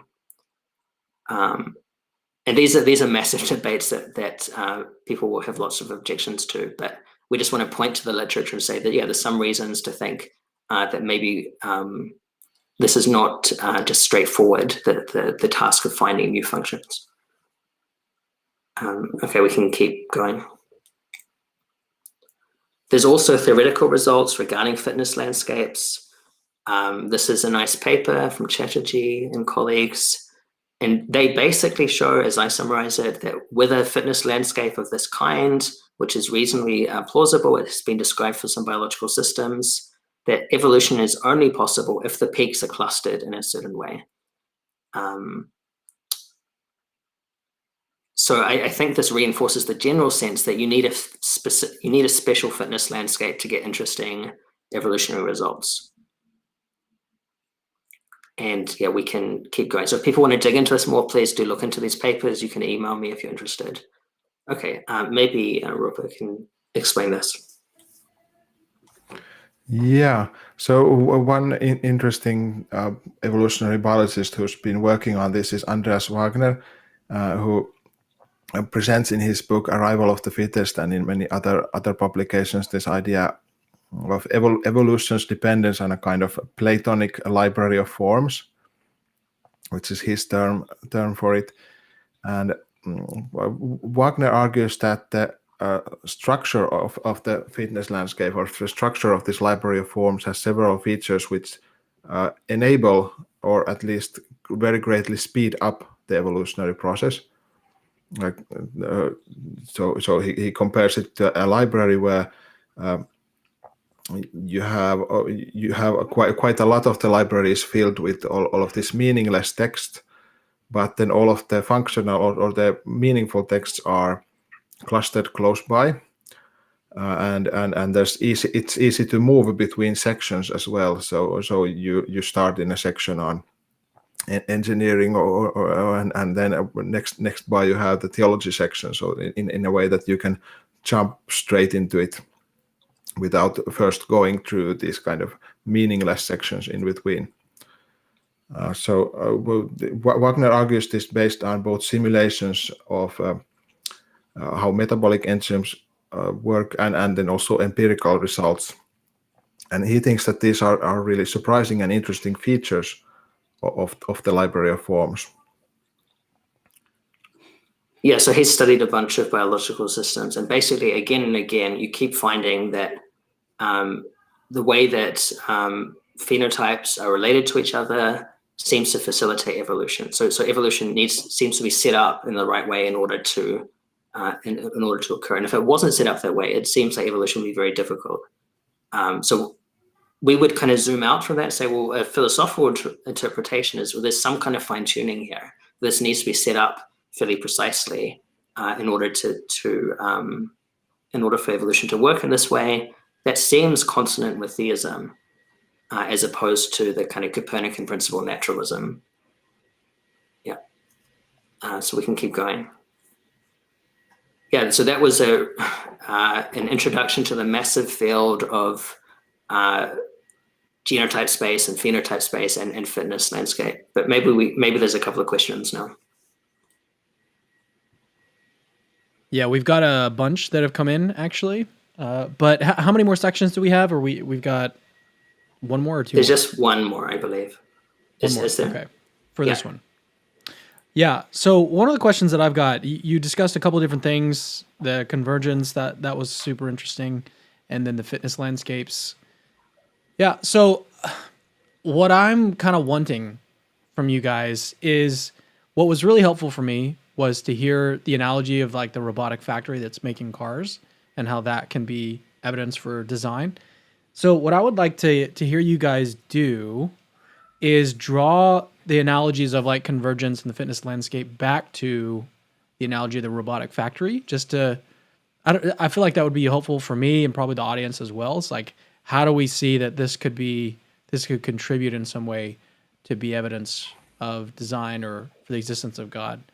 So you don't have to do that right now. Maybe we can do that in the next part, but that's just something that came up. So feel free to share any thoughts you have on that right now. Yeah, that's a good idea. So like if we, let's say we went to the automated car factory, and then we found out that actually it's producing stuff pretty much at random. And most of the stuff that it produces is like completely non-functional, and there appears to be no order to the factory. There's just an infinite factory, and sometimes it creates these interesting results. but there doesn't appear to be any kind of program or any kind of rhyme or reason to why it does this kind of stuff, then that might cause us to question our initial conclusion of design. But if we go to the factory and then we find out that actually, yeah, it's producing cars, it's producing all kinds of interesting objects, and it's guided by such and such regular principles through it, which it works, then we would say, well, okay, this seems to reinforce our initial conclusion that the car's order is evidence of design. That was my initial thought too. I'll just say this real quick before you come in, Zach. Is that when we're like you mentioned these other convergence and how there's similar biological mechanisms that seem to have they've evolved along different paths completely independently. So that's interesting, but it seems to me like do we even need that for this argument to succeed? Because what Rope just talked about was the fact that the end product is sort of what we're interested in, is if there's sort of value or utility in the end product. Like if you're building cars or if you're just building like random, I don't know, machines, or not even machines, or just random stuff. The fact that evolution produced beings like us, conscious, moral creatures, like that to me is something that alone is enough to get an argument off the ground. So we may not need to talk about convergence of the fitness landscape necessarily. I don't know. What are your thoughts? Yeah, so both the convergence side and the fitness landscape side just show that this is constrained.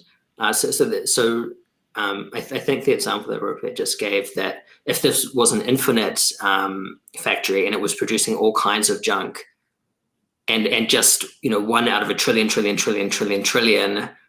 out to be a nice car, would feel less confident that this was a designed process, right? But if we see that there's constraints here, where consistently, at least multiple times, there's some consistency in the production, then we go, oh, maybe this was set up. It doesn't have to be full. It doesn't have to be a perfectly automated factory, I think, for it to still point in that direction. So long as there's some constraint, some regularity in the processes, and convergence is an example of that.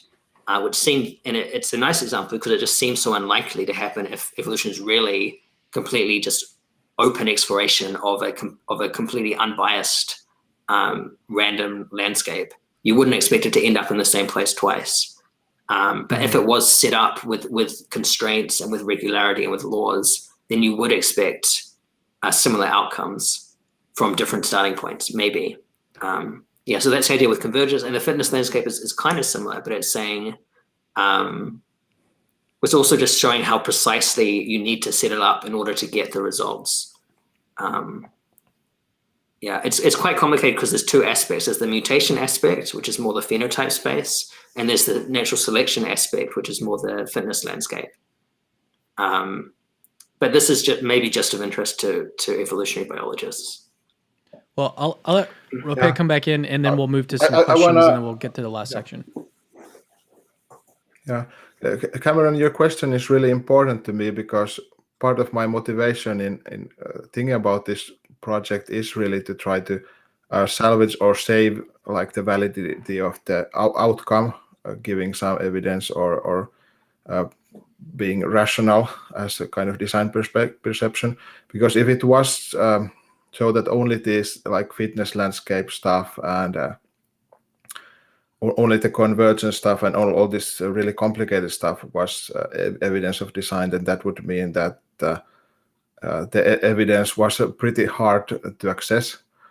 So I just see all these other factors as being kind of supportive evidence and kind of ways to test out the initial intuitions and the initial argument that's based on the specialness of the outcome. And I also see it as leading to interesting research ideas and stuff that you can actually do some sciencing on. So that's valuable as well.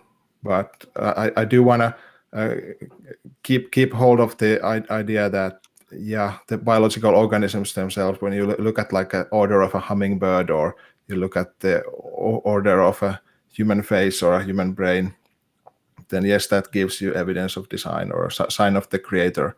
even in an evolutionary cosmos. Yeah, and I definitely want to say the same thing. I think just that the only reason it gets complicated is because the evolutionary defeater is already complicated theory, basically. So I think to adequately defeat the defeater, for someone who's has the training in that defeater and is really convinced by it, you're going to need to go into those details, maybe, or at least they'll be helpful. And it's the same with other areas, I think, where you have an initial theistic impression or design perception or something. Often there'll be a really complicated objection to that. And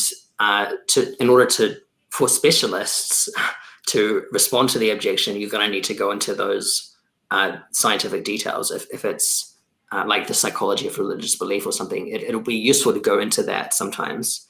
But the initial, you don't need to, basically, I guess I'm saying you don't need to know what's under the hood, so long as there is something under the hood that legitimizes the inference. Then I think this is often the case with theistic impressions or perceptions, that there is some complex working under the hood, but the average person on the street who just has the intuition, so long as the defeater doesn't work, they're actually completely justified in their belief. That's my interpretation anyway. Okay, let's get to some questions. This one's from Benjamin Vance. What do you think is the best way to counter the anthropic principle as applied to evolution, i.e. that evolution has been suspiciously effective, but that can be explained by the fact that it had to be to observe it? Oh, I see. Yeah. So I mean, that's the same objection that's given to the fine-tuning argument, and I think we could give the same responses. So the response would be John Leslie's firing squad analogy. I think that if the argument is intended in the same way, that just the fact that we exist doesn't need to be explained because we exist, then the response is John Leslie's firing squad analogy. So I think this is true for a bunch of the objections that people might have to our argument. We can rely on the literature from the fine-tuning argument.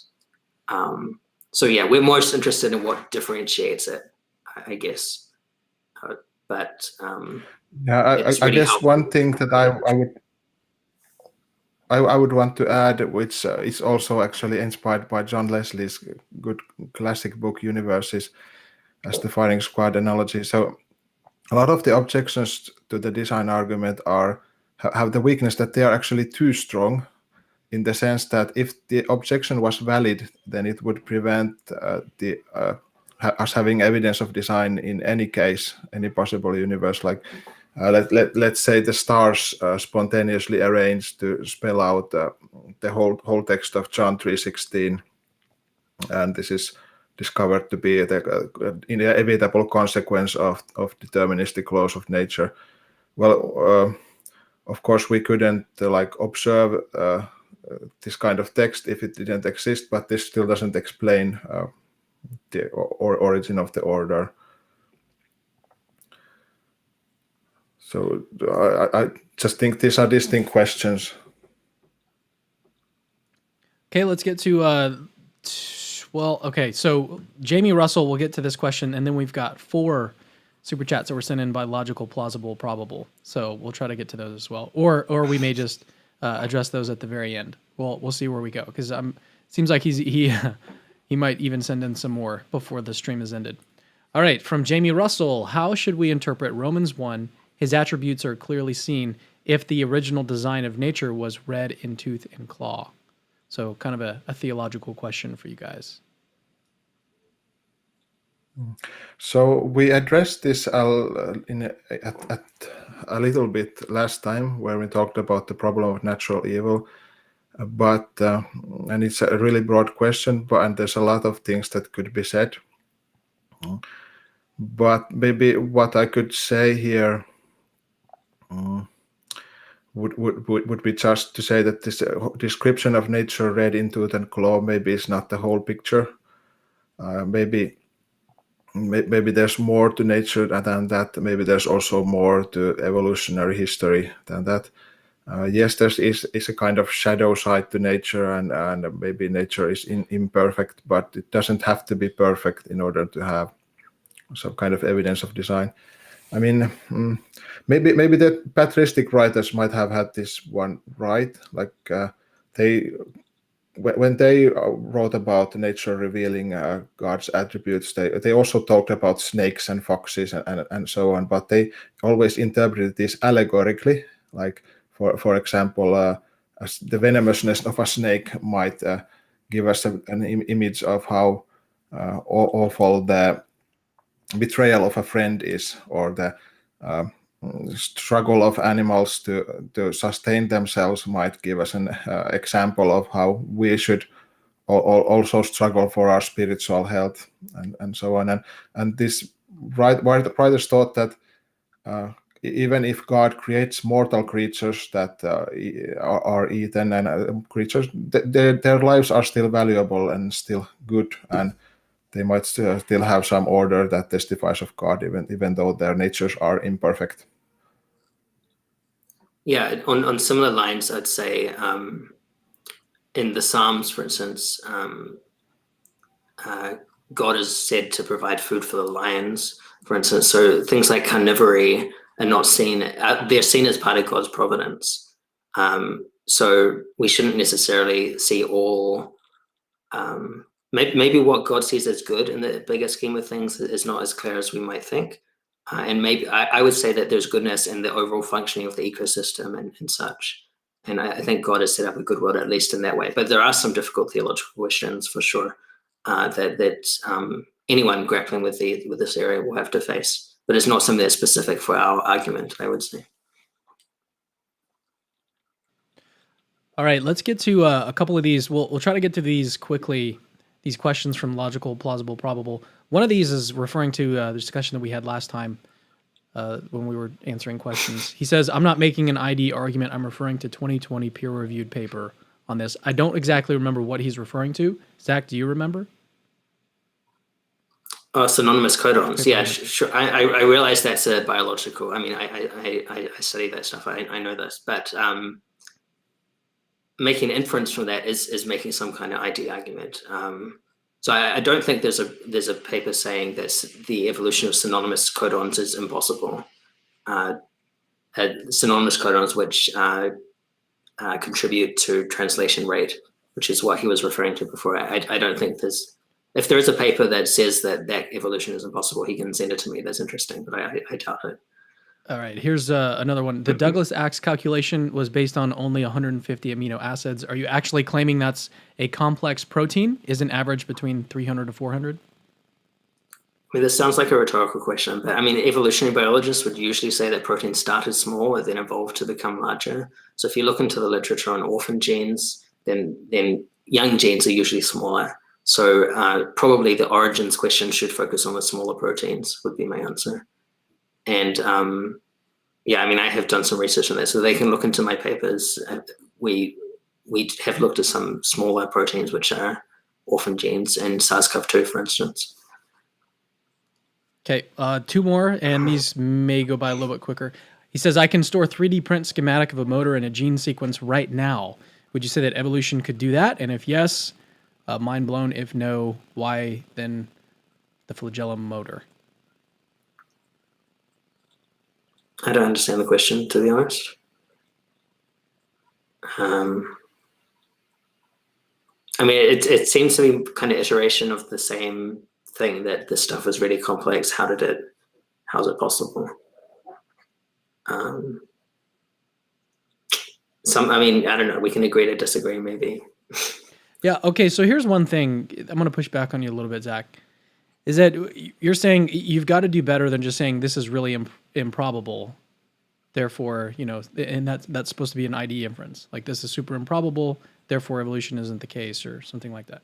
But isn't that what you're doing in your evolutionary design argument, where you're saying some of these contingent things are very unlikely, and so this is supposed to give some credence to a design argument?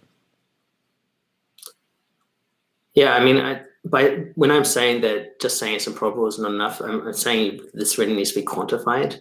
So that's why I went to some effort to look into some of these papers and give some numbers for some of these things. And this is just a starting point. It's not like it's not fully spelled out because it's a super complicated area. But we can start to put some of these numbers, and people haven't done that for. So in my view, they haven't debunked evolutionary explanations because evolutionary explanations would work if they were fine-tuned. That's my interpretation of the evidence. So improbability is interesting, but by itself, it doesn't refute evolution. It is a good point against chance. I would, yeah. Or some interpretation of randomness, maybe. One thing that I would add also is that, something being improbable on naturalism and probable on theism does mean that that thing is evidence for theism. But I mean, just saying that something is improbable doesn't mean that it's therefore evidence for theism. And saying that something is improbable also isn't the same as it actually being improbable. So I guess what Zach might say is that even though we have these ID arguments saying that the evolution of something like the bacterial flagellum is super improbable, then actually if you factor in all the evolutionary stuff that exists, all the fitness landscape and such, then the evolution of the bacterial flagellum actually becomes probable. And so that's why it's not evidence for God's miraculous intervention into nature. All right, one more question from this one's a little bit lighter. He says, by the way, I know you guys are trying to create a bridge. I'm not attacking you. I just think you're ignoring gigantic issues that destroy evolution's plausibility. Okay. Yeah, I mean, these are super complicated issues, and everyone has a slightly different. I mean, every Christian who studies these things ends up with a slightly different view of some of the details. So yeah, I just encourage people to keep reading and exploring. And probably we're wrong on lots of things because it's super complicated. But to the extent that we're right, maybe people can agree with us. Hopefully. Okay, let's get to the last section of the presentation. Yeah, so there's a few things. So this might be controversial, but this is what I tried to argue before, that whether something is super contingent in a historical sense or governed by laws, I think it maybe doesn't matter too much so long as the outcome ultimately is improbable given naturalism. That's the probability that we're interested in. Is this outcome probable given naturalism? Or is it maybe at least a little bit more probable given theism? If it's a bit more probable given theism, then it's evidence for theism. So this whole other line of thought is that there's some stuff in evolution that does look like it's improbable, given, even given kind of, I guess it's like physically improbable. So an example of that is the origin of eukaryotes, which are complex cells that we have in our body. There seems to be a lot of contingency involved in that. This is controversial, but it is defended by a lot of people. It is the mainstream view, actually. I would say that the origin of eukaryotes was kind of a very rare singular event, which is improbable. There's these other, they're called major evolutionary transitions. So these big stepping points in evolution where there seems to be a rise in complexity. And people argue that there's no particular reason to expect these, given evolutionary theory as we know it, but they do occasionally happen. And I would say if they're the right kind of transition that God could plausibly be interested in, then that counts as evidence for theism. So a good example is, I think, on the next slide, the human brain. And it is a remarkable thing. It is the most complex thing in the universe. It's amazing that this evolved meat machine, basically, that's what our brain is. It's probably, at least in a bunch of ways, it's better than a top-of-the-line laptop. To me, that's amazing and should be surprising for people. Also, it evolved within a relatively short space of time, maybe 300,000 generations. Probably that was when the last common ancestor with chimpanzees was. The last common ancestor was probably relatively chimp-like on the standard view. So there's not a lot of room in evolutionary terms for something that's quite impressive. So this looks like a surprising outcome. I'm not making an anti-evolutionary argument here. I'm just saying that The fact we got this is interesting and surprising, but not surprising given theism. So this is just a remarkable outcome, which is, I think, fairly obviously special. For instance, one of the major brain researchers in New Zealand is Sir Richard Fall, and he calls the human brain the Rolls Royce of brains. So he says if you line up different brains from different animals on the table, the human brain is, in some ways, really special. And I think that the basic idea shouldn't be controversial. This is the most complex thing in the universe. And I think in some way it will count as evidence for theism, given that it's quite surprising that we got it. Yeah.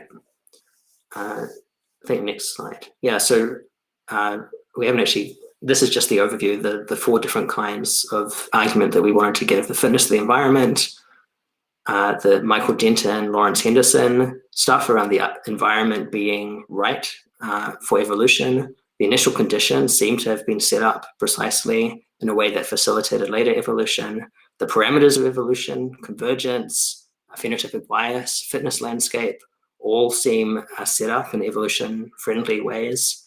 And then there are some remarkable events. We could have given a bunch more, like the major transitions in evolution. And maybe Rope has summary comments. Yeah, so we've gone through quite a lot of stuff, and I already gave some summary comments before, but I guess in summary, what we could say here is that there's actually quite a lot of interesting stuff to research here, and we're trying to develop this kind of evolution compatible design argument, and it feels like there's not too many people doing that, even though there are people who have expressed similar sentiments and even defended similar arguments. So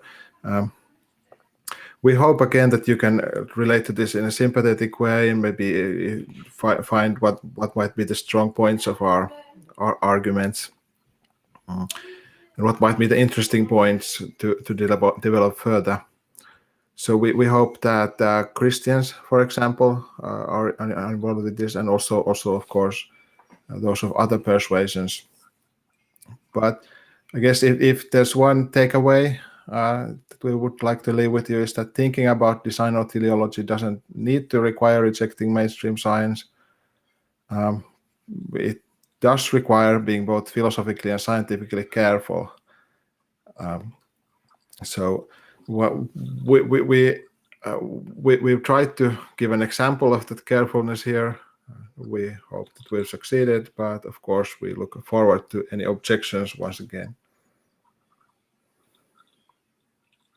Yeah, and each of the examples we gave, I guess, could be expanded into its own lecture. The topic of fitness landscapes is a huge area, convergence, huge area. There's books full of each of these things.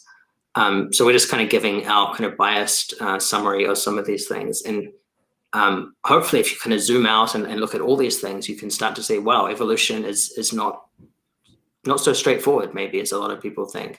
It's not just completely random mutation plus the magic of natural selection will do everything for you. Maybe things need to be set up quite precisely to get the kind of interesting outcomes that we see. In which case, we have something like a pointer towards a design argument, which is worth considering carefully, particularly given the massive evidence for fine-tuning, which we see in cosmology and other areas. Looks like the last slide is the same thing as the beginning. Yeah. All right. So I think that's going to do it for us today. We did have another comment come in from Logical, Plausible, Probable. We'll get to that really quickly, and then we're going to close it out. Sorry, Logical, if you send in another one, we won't be able to get to it. So here is the last question we'll take. There is no chemical affinity for backbone BP pattern, nor chemical bond between SETS of BP. Therefore, you have nothing but chance for sequence order. I'll let you respond to this. There's no chemical affinity for backbone. I don't even know what BP means. Phosphate, bisphosphate, I guess.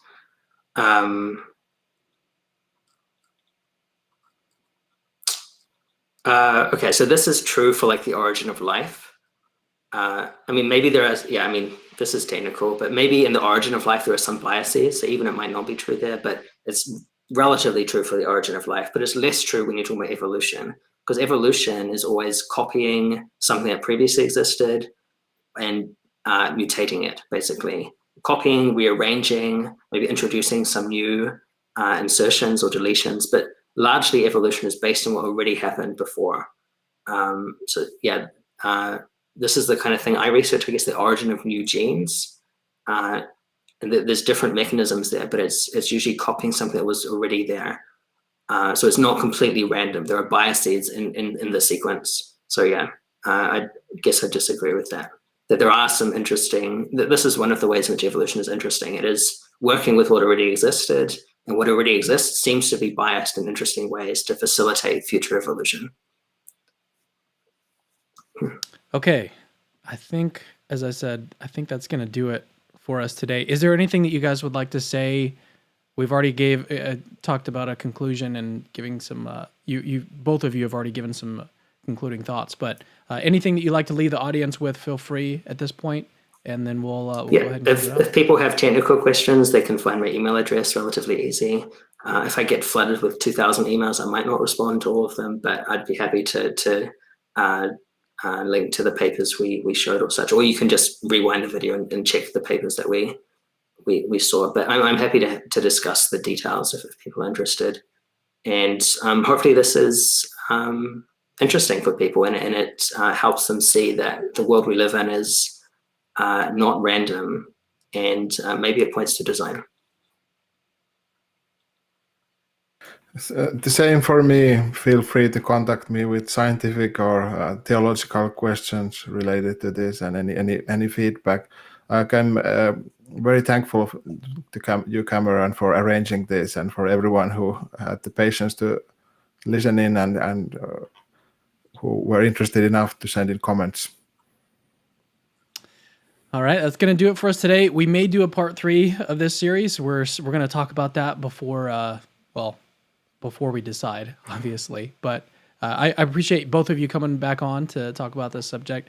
Not my forte necessarily, biology, but the the different aspects you talked about, like the conditions that are necessary for life, especially when you talked about light and the different frequencies of light that are required for photosynthesis. That was super interesting to me. So that was just really cool. Like, I kind of want to cut that out and post that as a separate video. It's just kind of cool. So, but I really appreciate you both putting in the time to put the presentation together and then come in here and show it off to everybody. So thank you guys for joining me. Yeah, thank you. Yeah, thank you. Thanks everyone for listening. It was a pleasure. All right, and that's going to do it for us. I will see you in the next Capturing Christianity video later.